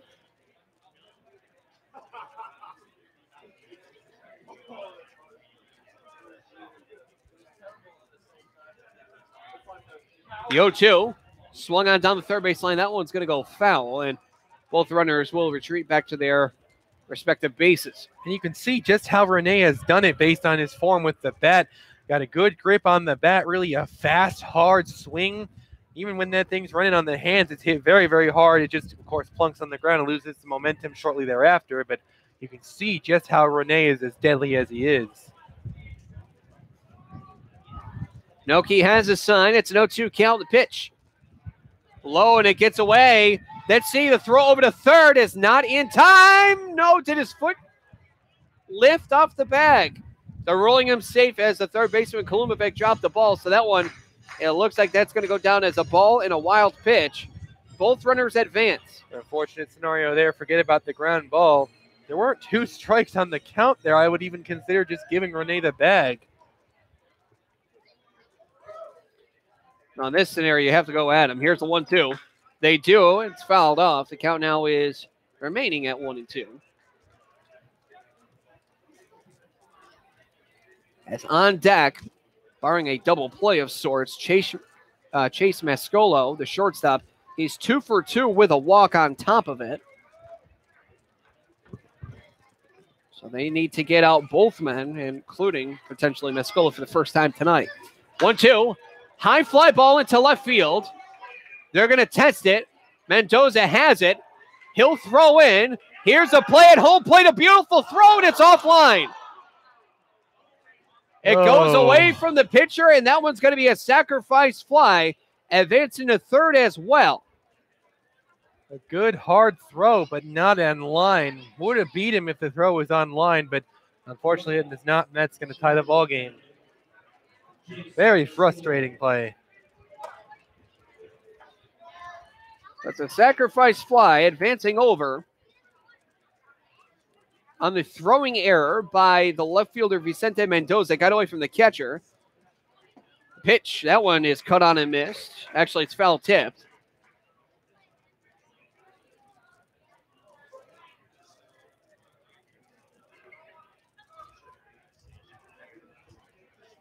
So it's a 3-3 ball game. Go ahead, run 90 feet away. Pitch, that one's fouled off as well. And the count now is 0-2.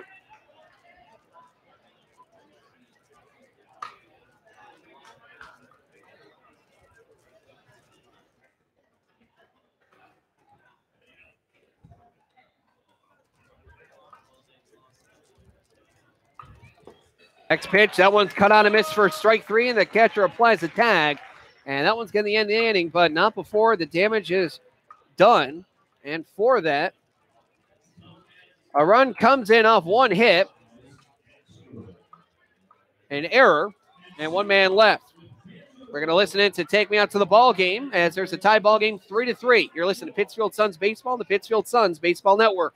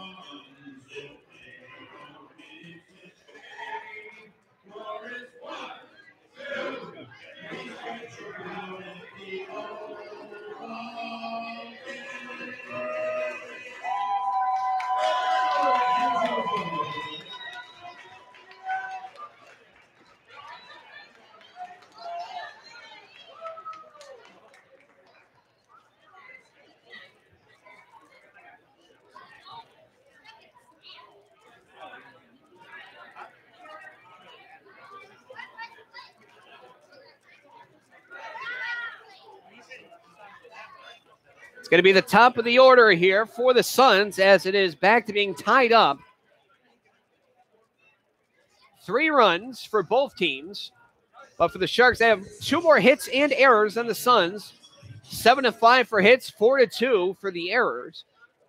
As here's Alexander White. He's currently 1 for 2 on the day with a walk. First pitch in there, called strike 0-1. And again, didn't realize again that Brandon Ebert was back out there again, but looking at the sidearm overhand pitch. Now I know who. Next pitch, swung on, fouled off first base side out of play. It's kind of like if Justin Masterson had like an overhand throw of some kind. That's like the closest thing I can come to comparing it to.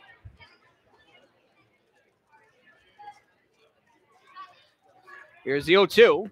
Well outside from the side armor. Now the count here is 1-2.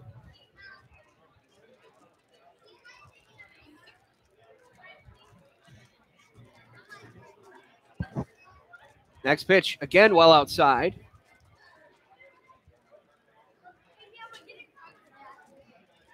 Two balls, 2 strikes.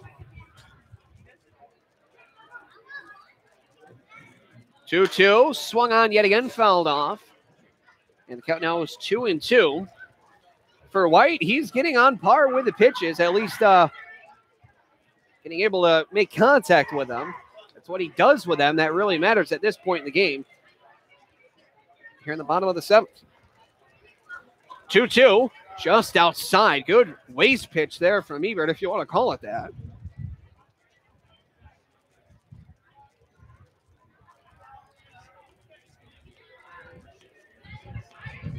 This one, a hot shot right to the second baseman on a line drive. Kind of ran him in on the hands there. Good time swing and good location on the swing, but kind of ran him in on the hands there on White, and not going to travel very far and line out to the second baseman.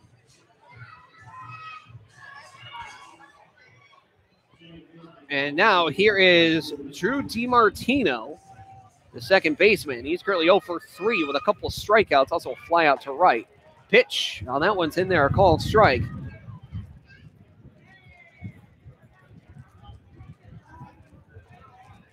And the pitch. That one drops low for a ball. So a ball and a strike.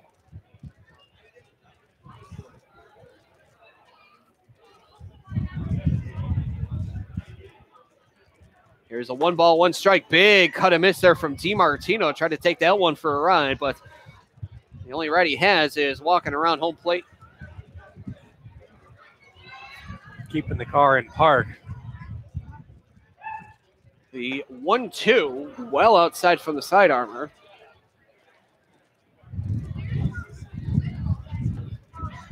Two balls, 2 strikes, 1 man gone. Ebert with the pitch. This one a hot shot headed over towards second. Glove there by the third baseman Latour. Throw over to first. Yes, that is in time. Good throw to get DiMartino out. Got a good head of steam. Didn't hit this thing very hard and had plenty of time to get over to first, but good throw gets him gunned down on the 5-3. Got to mention one thing over on first base. It's the first baseman replacing Brian Renee, Kyle Bouchard sits at first base. Here's Chad Shade. He's 2 for 3. Pitch. Flashing bunny did go around. He thought he pulled it back. He did not because he pushed forward with it.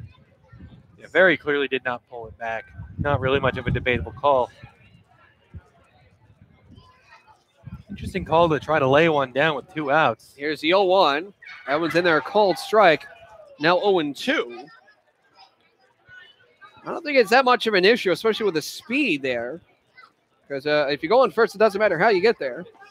Pitch is outside for a ball. So 1 ball, 2 strikes, 2 men gone. You could see Oldham kind of shuffle over to the left-handed batter's box almost before the pitch was thrown. Like that right there. It looks like they're trying to set him up outside, and he missed both. Count is 2-2. With an exhale, Ebert has a sign, winds and deals it 2-2. High fly ball to right field. In comes Hartman. Headed towards foul territory. He will make the grab and end the inning. So in the inning, it's a 1-2-3 inning. No runs, no hits, no errors, nobody left on. Through 7 innings, we now head to the top of the 8th. It's a tie ball game. It is 3-3 Sharks and Suns. You're listening to Pittsfield Suns Baseball, the Pittsfield Suns Baseball Network. You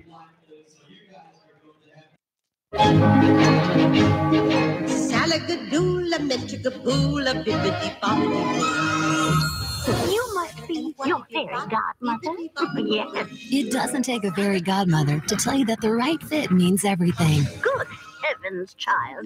You can't go in that. Children under 4'9" need to be in a booster seat because they aren't ready for adult safety belts alone. Many parents miss the important step of booster seats. Maybe you better explain things to him. Booster seats raise your child up so that a safety belt designed for adults will fit and protect them properly. Oh, that does make a difference. Remember that 4'9" is the magic number, and get your little pumpkin there safely in a booster seat. Hop in, my dear. Oh, thank you. And like Cinderella, you can live happily ever after. It's like a dream.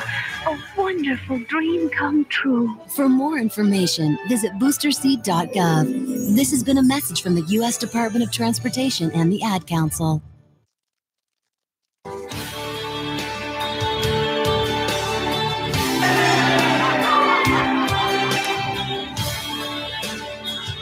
It will be the top of the lineup here for the Vineyard Sharks here in the top of the 8th. And that first batter is going to be Colin Shapiro. 3 flyouts to left and a walk. He is currently 0 for 3.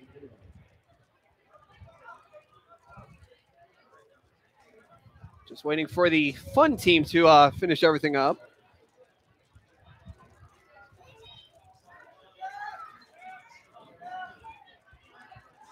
Here's the first pitch. That one shot foul. Count here is 0-1.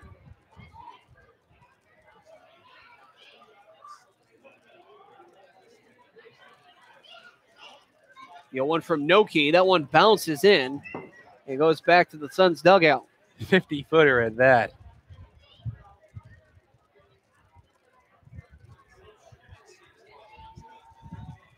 Now the 1-1. That one is shot right back to Noki. He's going to flip over to first for the easy 1-3 putout.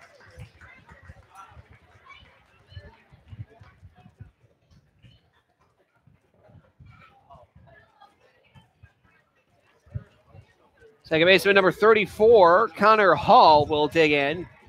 He's currently 1 for 4. His one was very good, a double. The other 3, strikeouts. Not good, but it looks like Hall won't be up because it looks like there's going to be a pinch hitter here, and that is going to be Tate Kowalczyk. Excuse me if I'm saying the name wrong. Kowalczyk, I believe. 353 hitter, 12 of 34 with 4 doubles, a triple, 2 homers, and 8 RBI. They really want this win, and they're going out in full force to try to get it. They're not 10-1 for nothing. Pitch, well inside. Really got a piece of him and said, hey, how do you do?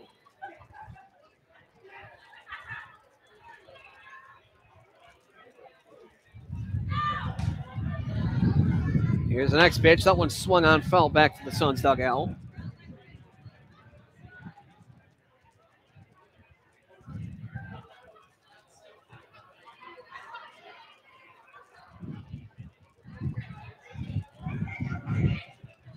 Here's a 1-ball-1-strike count. Hot shot over to short at McHale. Throw over to first. Well in time. Hard to hit, but hit right at him over there. Doesn't really give him much of a chance to run this one out. An easy 6-3 putout. Now the catcher number 48, Matt Oldham. And Oldham on the day. He's 0 for 3 with an RBI walk. Easiest way to get it. However, what wasn't easy was the nerves. The bases were loaded. There was 2 men gone, and it was a full count. Clutch hitting, or I suppose lack thereof on his end. Clutch walking, clutch looking, clutch eye, not sure. Well, the first pitch he holds off as the pitch is inside.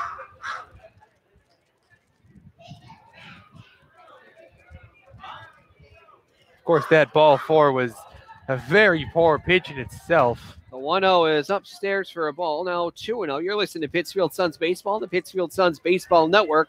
Billy Madewell, Andrew Belargin, Paul Dowdfield, Wahconah Park, Pittsfield, Massachusetts. 2 outs in the top of the 8th. It's a 2-0 count. The pitch is low. Now it's 3-0 to the catcher number 40, Matt Oldham. Definitely going to get red lighted here. Here's the pitch. That one called strike.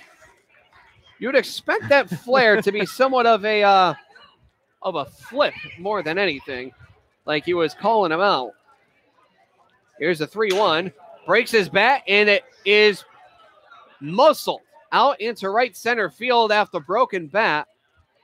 And that one definitely shattered there, Simeone. Tough swing right there. That one definitely got the inner part of the bat, hence how it got clearly broken.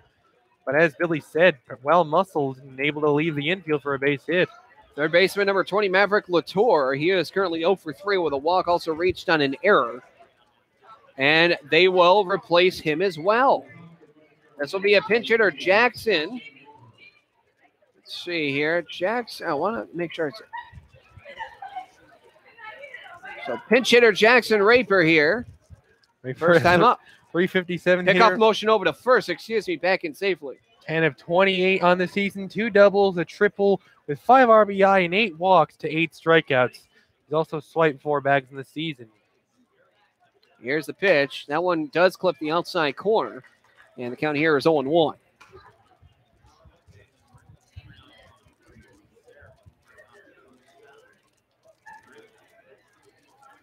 Getting off first, Oldham, the catcher, has got a pretty solid lead. Throw back over to first. He's back in safely. A lot of substitutions from the Sharks in this game. Yeah, that's going to kill my scorecard. Oh, scorecard. You have it on your laptop. Yeah, well, trying to figure out how to put another man in is going to be beyond me. Pitch. Well, that one was close, and that's the understatement of the year. Apparently low, if not outside, apparently.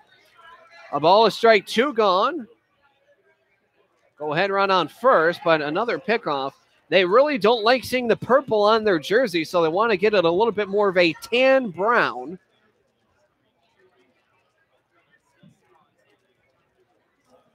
Turn them into like the Colorado Rockies, like the San Diego Padres or something. Yeah, a perfect hybrid in a perfect world. Pitch is low and away now, 2-1. Andrew Jackson right for the pitch hitter here for Maverick Latour.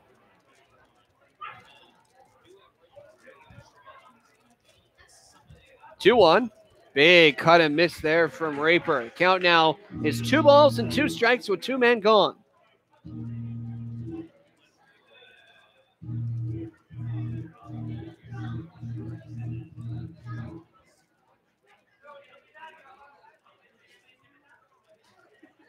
Another pickoff motion back towards first.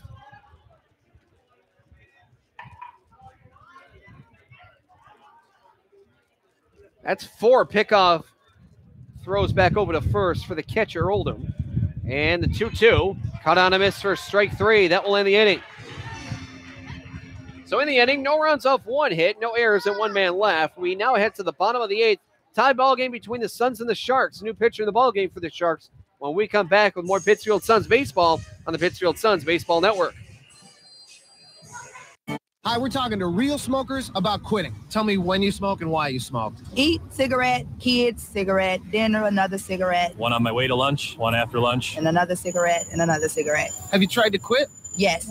I become angry. It ain't that easy. You can't just quit cold turkey. I tried. What would you do different? Actually having a plan and thinking it through. You have to relearn how to live your life without a cigarette in your hand. With the right plan, you can quit smoking. Free at becomeanx.org. X, a new way to think about quitting. Brought to you by X and the Ad Council. Did you know that every 2 seconds someone in America needs blood? Dr. Phil here, and I'd like to encourage you to donate blood through the American Red Cross. If you've never given before, now's a great time to start. If you've given before, do it again.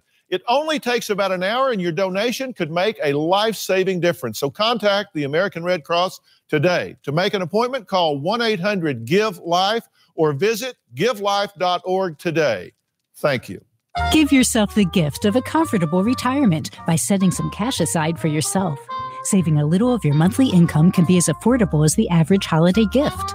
If retirement is near, you'll want to start saving right away. If you're younger, begin saving now, and compound interest will help your retirement funds snowball. A great way to figure out how much you'll need to save for retirement is to learn how much you'll get from Social Security. Do that in minutes at www.socialsecurity.gov/estimator.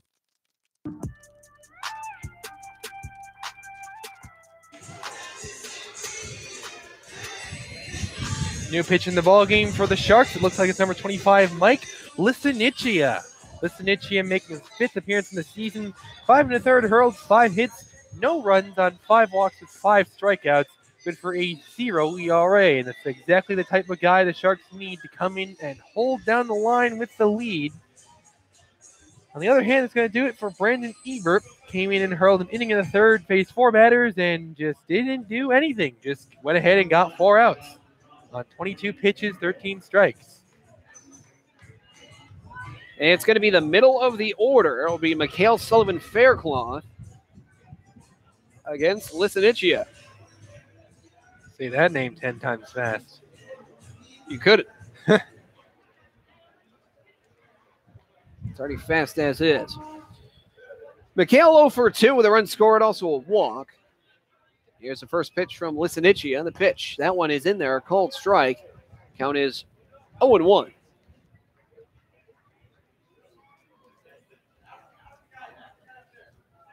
Next pitch. Oh, that one a little bit high. 1 ball, 1 strike. Nobody gone. Just getting underway at the bottom of the 8th. Here's the 1-1. This one fouled back over our heads. And that was the closest it's been to getting in the press box. I saw you flinch at that one too, Billy. I looked up. Sure you did. No, I'm not kidding, though. No, I was trying to see if that one was going to actually hit the fence. That's why I leaned into it. The 1-2, that one's fouled off first base side out of play. And it stays in the ballpark, and a youngster out there is going to grab a baseball. And he's parading around with the ball. Good for him. It remains a 1-2 count. Lisanichia with the 1-2. This one out in front of it, headed towards third. Forehand grab, throw over to first. In time. Good play from Latour at third. Great play indeed. This one running a little bit in on the bat there. Not very hard hit, kind of dribbles out into third. A good play to corral it, make a good hard throw on time to beat him over at first. Patrick Sullivan, the first baseman. He is currently 0 for 3. Reaching on an error. He also scored a run.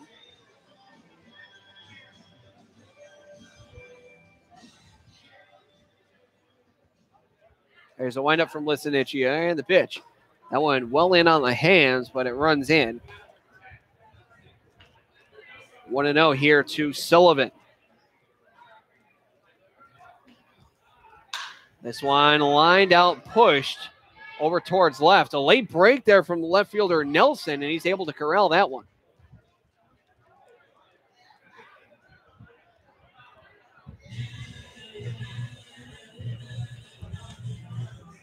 So bring up DH number 14, Dylan Faircloth.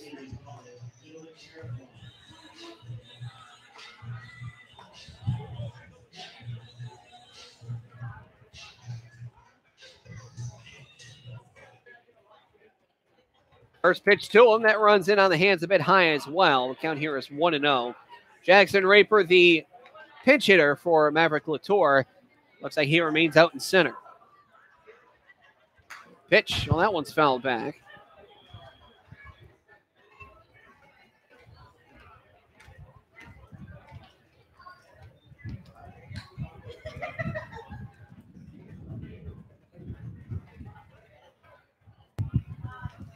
Here's the next pitch. He swings at this one, and that one was well low and away. Not sure why he swung at that one, but it's still a swinging strike. Kind of like an 80% swing, very half-hearted.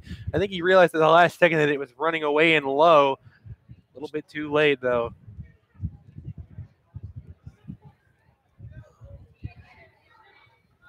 Here's a 1-2. That one.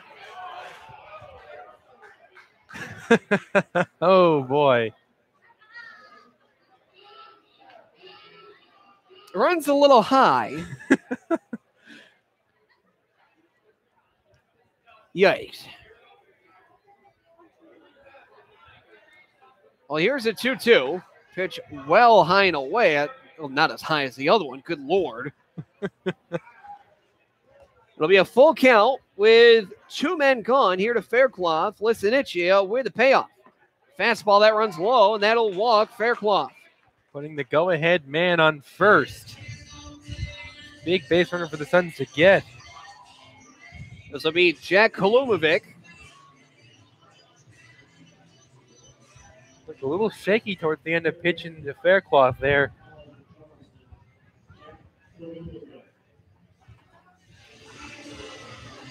The Sharks have been very aggressive with their substitutions today, so if he lets Kolumovic here get on base, it'd be interesting to see what they do. First pitch to Kolumovic, breaks his bat, goes in between first and second. Glove, the throw over to first is in time, and that will end the inning. Never mind that point, I suppose. No runs, no hits, no errors, 1 man left after a 1-2-4 inning. We now head to the 9th in a tied ball game between the Sharks and the Suns. You're listening to Pittsfield Suns Baseball on the Pittsfield Suns Baseball Network.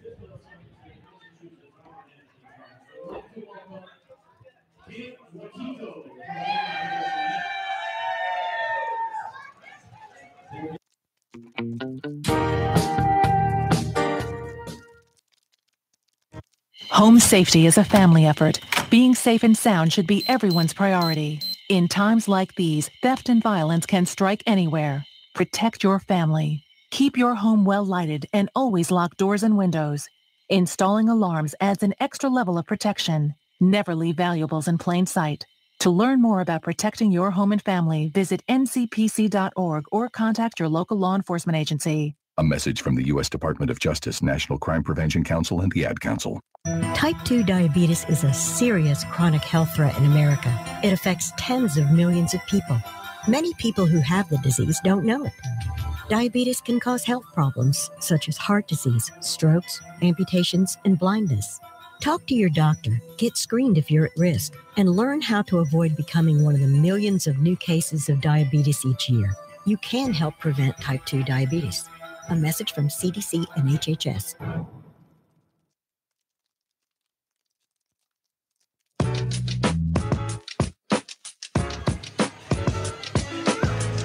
It is the 9th inning, and it is a tie ball game between the Martha's Vineyard Sharks and the Pittsfield Suns, and it will be not Brandon Stone. It is yet another replacement. So this will be a brand new hitter, and this looks like that will be Matt Chamberlain. He'll come in as a pinch hitter for the designated hitter, so just call him a straight-up DH. Chamberlain, a 185 hitter, 5 of 27, got a homer and 11 RBI on the season. Really producing when he needs to with a average like that. As the first pitch, he sees the first pitch called strike. Very much feast or famine at that rate.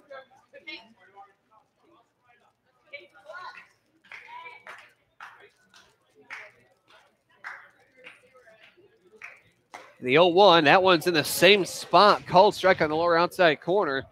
Now it's 0-2.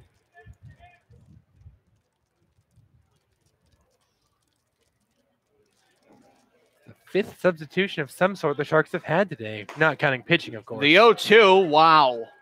Just barely misses high on the outside corner.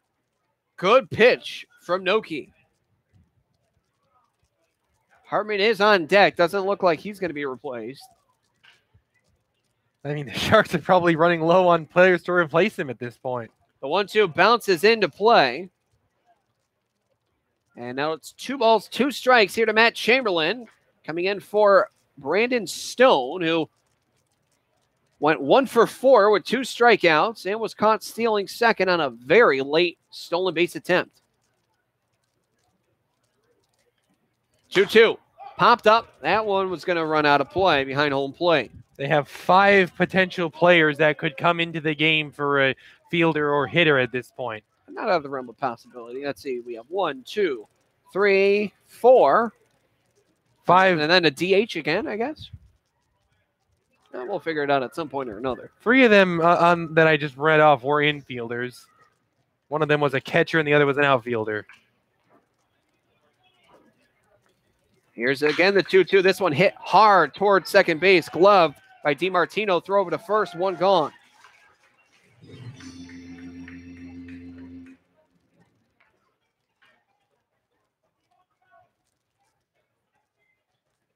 And so we'll bring up Luke Hartman, a left-handed hitter. 1 for 2 with a run scored. 2 walks as well.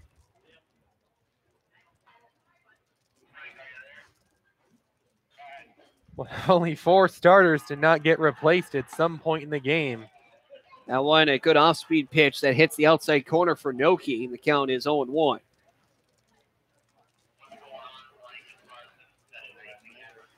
From the stretch, Noki fires. That one bounces in yet again, and now the count is 1 ball, 2 strikes. Looks like there is a shark in the bullpen. Surprised in all these years been doing this. I haven't said that before. Count is 1 ball, 1 strike, 1 man gone. And the pitch right in there. Called strike down the middle. And now it's 1-2. Is that 17? 13, excuse me.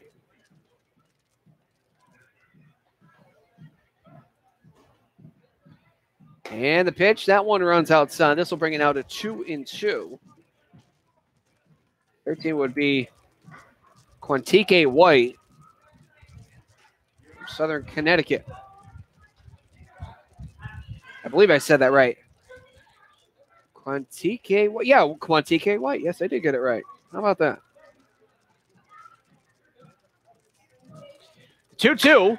Hot shot up the middle. Shade coming in. Dives and makes the catch. What a great play from Chad Shade on a line drive. And the gravity just wanted to bring it down. Shade said, no, no, no, you're coming to me. The base bat's clean. Looking to keep a tie game for his guys in the bottom of the ninth. I'll go down as a lineup. Tell you what, if we get to a home run derby, the Sharks got a lot of heavy hitters on their team. It would be in the Suns' best interest to try to take this thing in the bottom of the ninth. Or 10th. Here's Kai Nelson. He jam jobs this one to short, charging as McHale. Gloves, throws, got him. Great play from McHale in the Suns' defense. A 1-2-3 inning. So for the Pittsfield Suns, for the first time this season, they go to the bottom of the ninth with the game tied. New pitcher in the ballgame for the Martha's Vineyard Sharks, but in the inning, there was no runs, no hits, no errors, nobody left on. We now head to the bottom of the ninth. Suns try to walk it off. And we'll be right back with more Pittsfield Suns baseball on the Pittsfield Suns Baseball Network.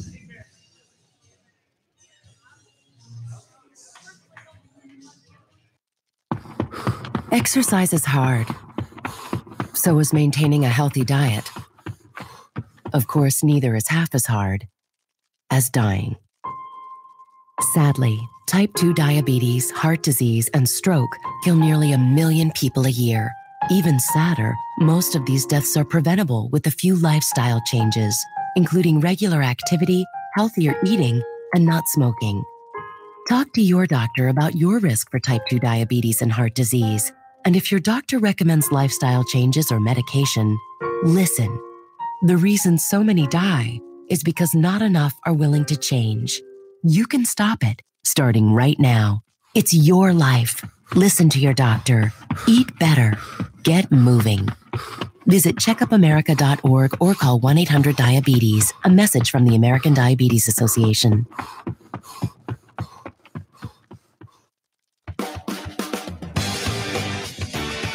New pitch in the ballgame for the Vineyard Sharks, trying to push this one outside of regulation.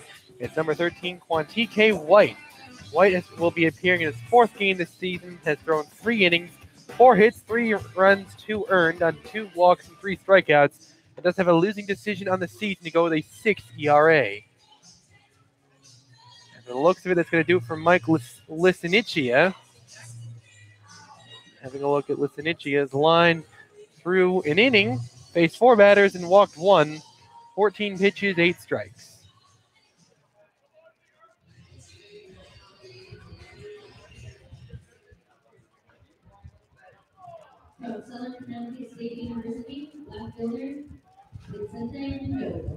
So for the Suns, it's the 8-9-1 batters here at the bottom of the ninth. They have one more inning of play, what you can, I guess, call extra inning instead of with a plural. Vicente Mendoza currently on the day. Well, he's 0 for 3. He reached on base via error.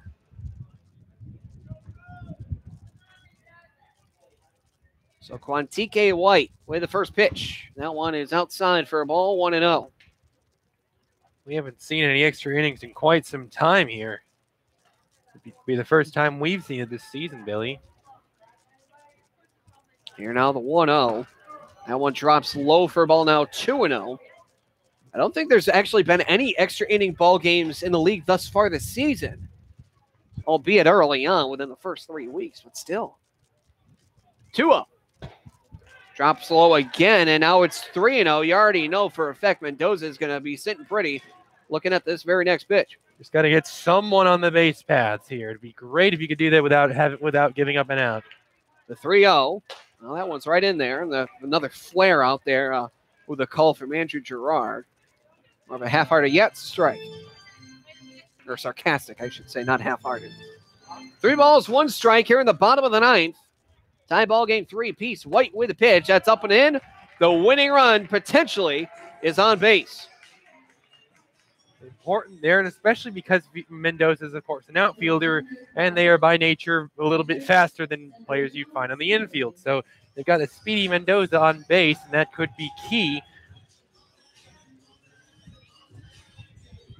In fact, I don't know about this one, Billy. Would you consider laying one down if you were Simeone here? No, because it's not Simeone. Oh, I was going to say. This is Dave Matthews. He's going to pinch hit. Well, you're not going to lay one down if you're Dave Matthews. I wouldn't be out of the realm of possibility. Third baseman here. Be a little weird. He's in. Be a little weird to bring in a pinch hitter just to lay one down, but well, I suppose we'll see. Look. Oh, the pitch well in, so he nearly got put on if he wanted to or not. Matthews, a .222 hitter, 6-27, does have a homer on this season with 6 RBI and 6 walks, juxtaposed to 9 strikeouts. Pitch, outside corner in there, called strike. Excuse me, that's not Latour, that's Raper, excuse me.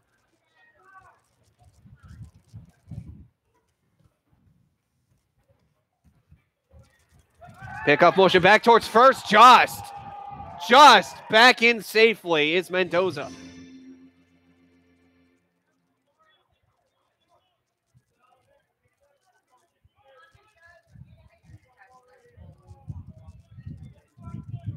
It's a 1-1 count. Here's the pitch. Big cut from Matthews. Trying to end the game on one swing.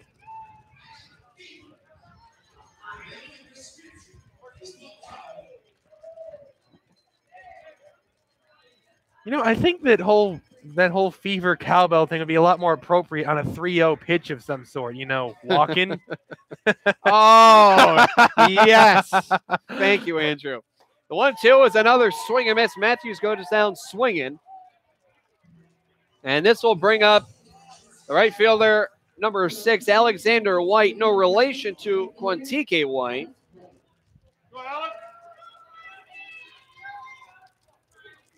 Could be considered a power hitter by the Sun standards, as he's one of only 2 players in the team with a homer.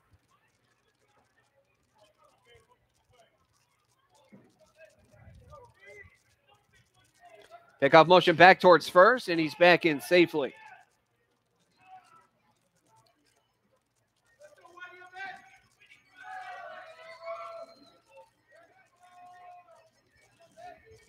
White. The pitch.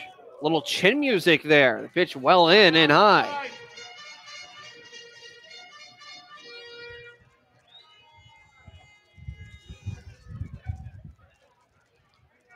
Mendoza leans off first. White hurls to White. The 1-0. That one catches over outside corner. And the count here now, a ball and a strike with 1 man gone and 1 man on. This is our wild with the pitch. The winning run is on. He's currently being represented by Vicente Mendoza, who sits on first. Here's the pitch. Curveball just misses outside, but a very nice pitch there from Quantique White to Alexander White.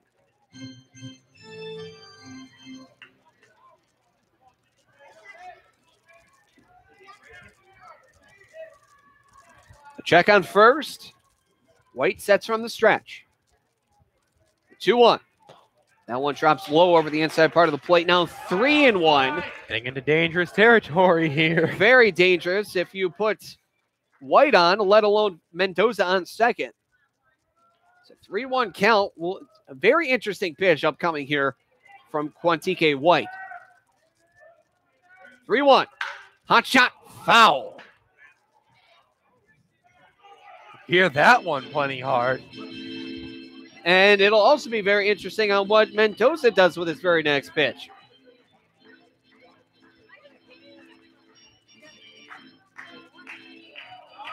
They may try to test them, they may not. Either way, a test definitely upcoming. 3 balls, 2 strikes, 1 man gone to Alexander White with a winning run potentially sitting on first base. Pickoff motion back towards first and back in safely again is Mendoza.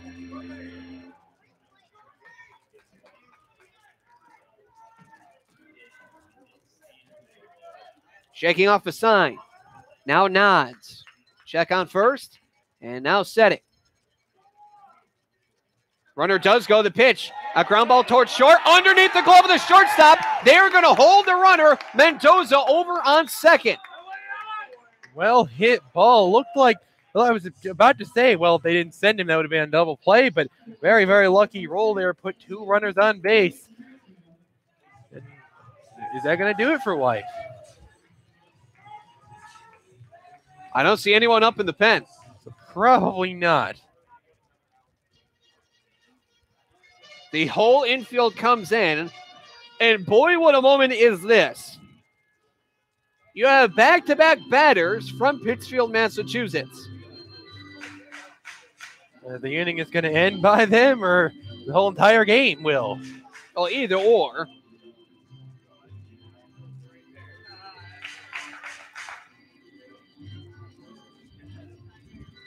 A breakup of the meeting on the mound. Probably more than likely trying to get the defense set.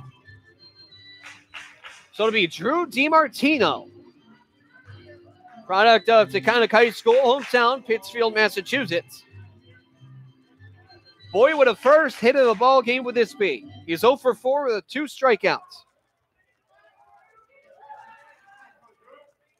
Quantique White has a sign and the pitch. That one low.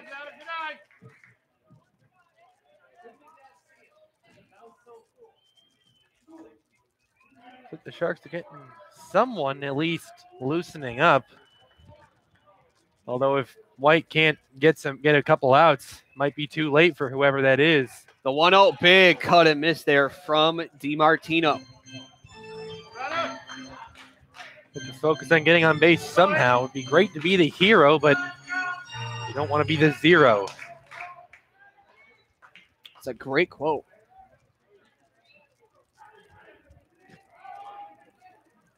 Time is called by the batter.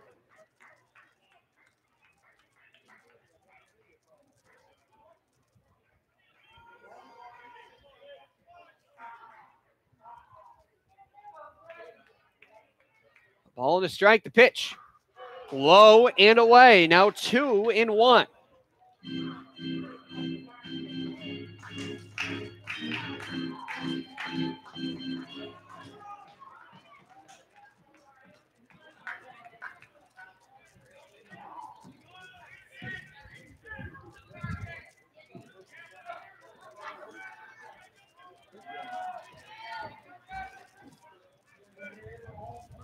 2-1. High fly ball to right field over the head of the right fielder, and this one is at the base of the wall, and that one's going to go over the wall, and that is a winning grounds rule double for the Pittsfield Suns. The hometown kid does it. Drew DiMartino getting mobbed at second base with a big victory over the top dogs of the FCBL. Wow, what a hit. You thought it might clear the wall, of course, without having to bounce over it, but it doesn't really matter. That's a game-winning walk-off ground rule double. What a game. He is getting absolutely mobbed out there at second base, which is now left field, trying to run away. But what a game and what a finish as the Pittsfield Suns garnish a walk-off hit for the first time this season and defeat the top team in the FCBL by a final score of 4-3. Wow, what a game. What a walk-off.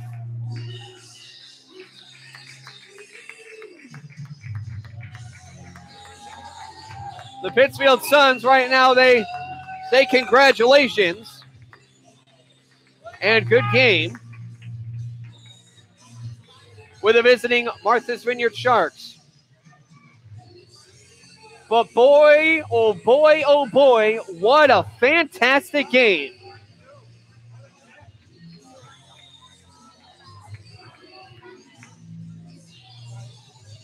Drew DiMartino does it for the Pittsfield Suns. A walk-off grounds rule double. It clears the wall. And that does it. As he's able to just hit an absolute bullet to right field for his first hit of the ball game, and boy, what a first hit it was.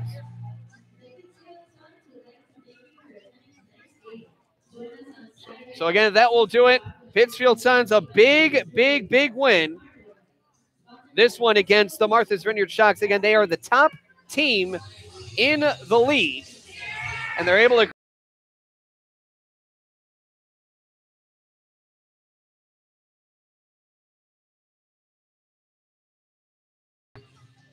on a very cold, chilly, cloudy day in Pittsfield.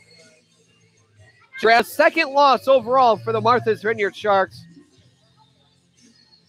And you couldn't write the script any better. So, ladies and gentlemen, what we are going to do right now is we're going to take a quick break. And when we come back, we're going to have the Pittsfield Suns postgame show that is all heard right here on the Pittsfield Suns Baseball Network.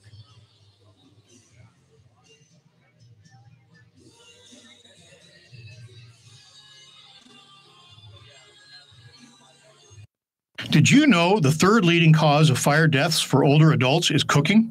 Hi, I'm Rob Neal from the United States Fire Administration with important fire safety tips for seniors. Never leave cooking unattended because a serious fire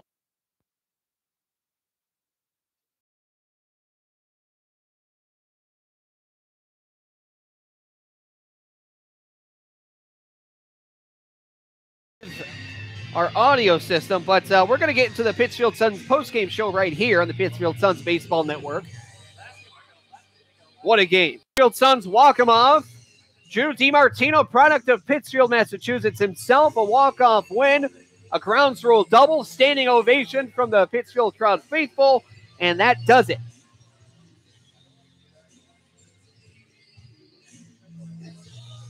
It was runners on first and second. It was an absolute bullet down the right field line and able to get this one just over. The fence thought it was actually going to be gone. Probably on a normal day it would. But for the Pittsfield Suns, they get a big win. So for the Pittsfield Suns, we're going to be looking at the scoring recap. First run of the ball game came off a sacrifice fly by Severino Simeone, then two more in the third. One was on a balk, and the other one was an RBI double by Dylan Faircloth. However, the game would be tied in the 6th and 7th innings with another 2-1. It would be an RBI double by Hunter Romero. And then it was an RBI walk by Matt Oldham. And then one more run would come into the 7th. That would be a sacrifice fly by pinch hitter Brian Renee. And then the Pittsfield Suns, with one out, runners on first and second, a bullet. Drew DiMartino with a hot shot to right field. And it goes over the wall after bouncing once. But, Andrew, you couldn't write the script any better. No, you sure couldn't. Like you said it best, Billy. A bullet hit to the right field wall. Very, very well hit. Took what he was given and ended the game on a single swing. Continuing that, for the pitchers getting a win and loss, for the win, it was the last pitcher for the Pittsfield Suns, and that turned out to be Mike Noki. And now for Noki on the season, he's going to be boding quite well as Noki garnishes his first decision, and now he is 1-0. And Andrew, what was his final line?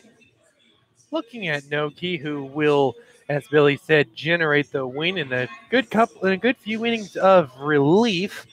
He hurled 2 2/3, faced 9 batters, gave up a hit and a wild pitch, and struck out 2 on 36 pitches, 24 for strikes.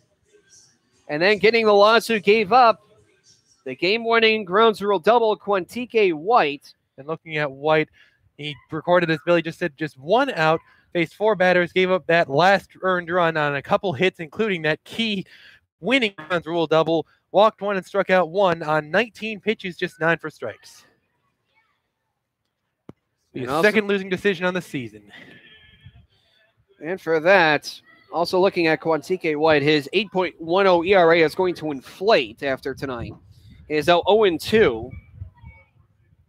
and getting up his third double on the season. But boy, what a game. And for that,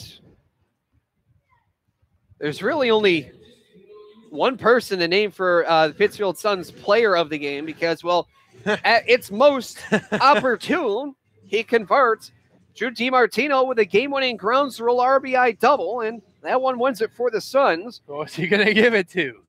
Well, I mean, if you want me to go into detail, I mean, I was going to give it to Dylan Faircloth, who went 2 for 3 with a walk and a double, as well as an RBI, but the RBI double that really deserved all of its credit was Drew DiMartino getting the winning run, played it across. Clutch hitting at its finest. Clutch hitting indeed for the Pittsfield Suns.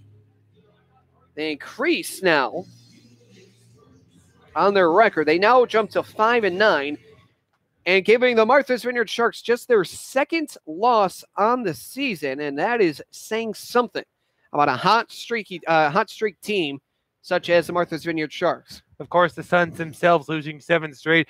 The Sharks just were on an 8-game winning streak, as Billy said. The Suns putting an end to that in dramatic fashion, courtesy of Drew DiMartino. Finishing this one up, Pittsfield Suns pitcher of the game is, can't find anyone else other than Jordan Mushin, of course. 5 1/3, 26 batters faced, 2 earned runs, 6 hits, including 2 doubles. 3 walks, a wild pitch, 4 strikeouts, 93 pitches, 60 of them strikes. But Mushin was dealing early on. Yeah, he had a pretty solid start to the outing, but like Billy was saying earlier in the ball game, caught way too much of the plate towards the end of his outing, and it kind of despoiled it a little bit, but still definitely a solid outing despite the no decision. And with a walk-off win for the Pittsfield Suns, they come off, again, they had 12 straight games, including winning one of them at the end of it. Get a day off and then continuing another, well, it's a 5-game streak or a set total. One of them they get to win, which is, of course, today. They have another home and home, their third already this season against the Worcester Bravehearts alone. So they're going to start off this a little bit hot, coming off a win, a big one at that, against the best team record-wise in the FCBO. Definitely want to get things off on the right foot tomorrow. Keep that winning mojo going before we see the Bravehearts here Saturday. And now, after tonight's walk-off win, Andrew, before I want to get your final thoughts on the contest, I want to say one thing. What you said pregame of what the Suns needed, they did exactly that. You said that they needed a complete game from everyone, and it looks like they grabbed that, but I want to grab your final thoughts on tonight's contest. Indeed, a complete game. Drew DiMartino, a little bit rough in the early going, a couple strikeouts in the first 3 innings, but hit when it mattered most in that bottom of the 9th inning. And you are right, Billy. The Suns capitalized off of 4 Martha's Vineyard Shark errors, and the pitching held the line. The batting was, decent enough, got hit just enough at the right times in the bottom of the 9th to garner the win. And you're right, Billy. It was pretty much a complete game effort against a team that required a complete game effort to beat in the bottom of the 9th. A beautiful win from the Suns, and talking a bit about momentum, doesn't really get any higher momentum to beat the best team record-wise in the FCBL, like knock down the guys at the top and all that. The Martha's Vineyard Sharks, they grabbed 3 runs off 8 hits, 4 errors, and they left a lot of men on base. I believe that's 14. Let me double check.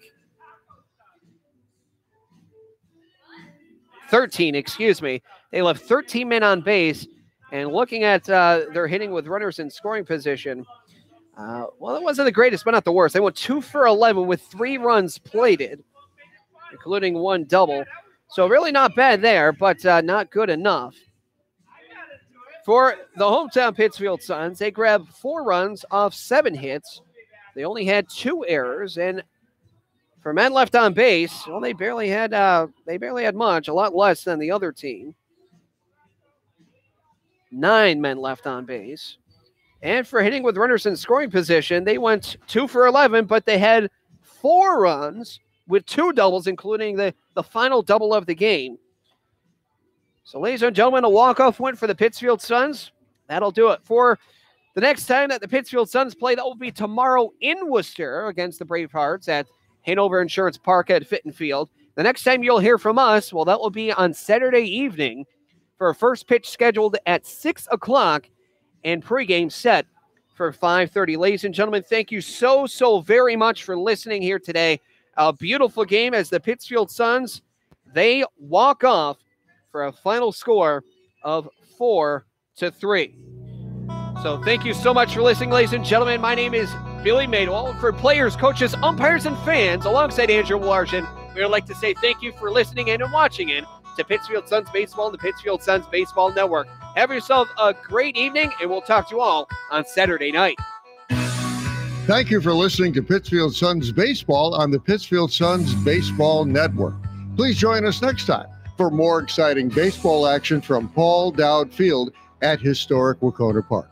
This play-by-play broadcast of Pittsfield Suns Baseball was a production of the Pittsfield Suns. Any reproduction, retransmission, or other use of the accounts and descriptions of this game without the expressed written consent of the Pittsfield Suns is strictly prohibited.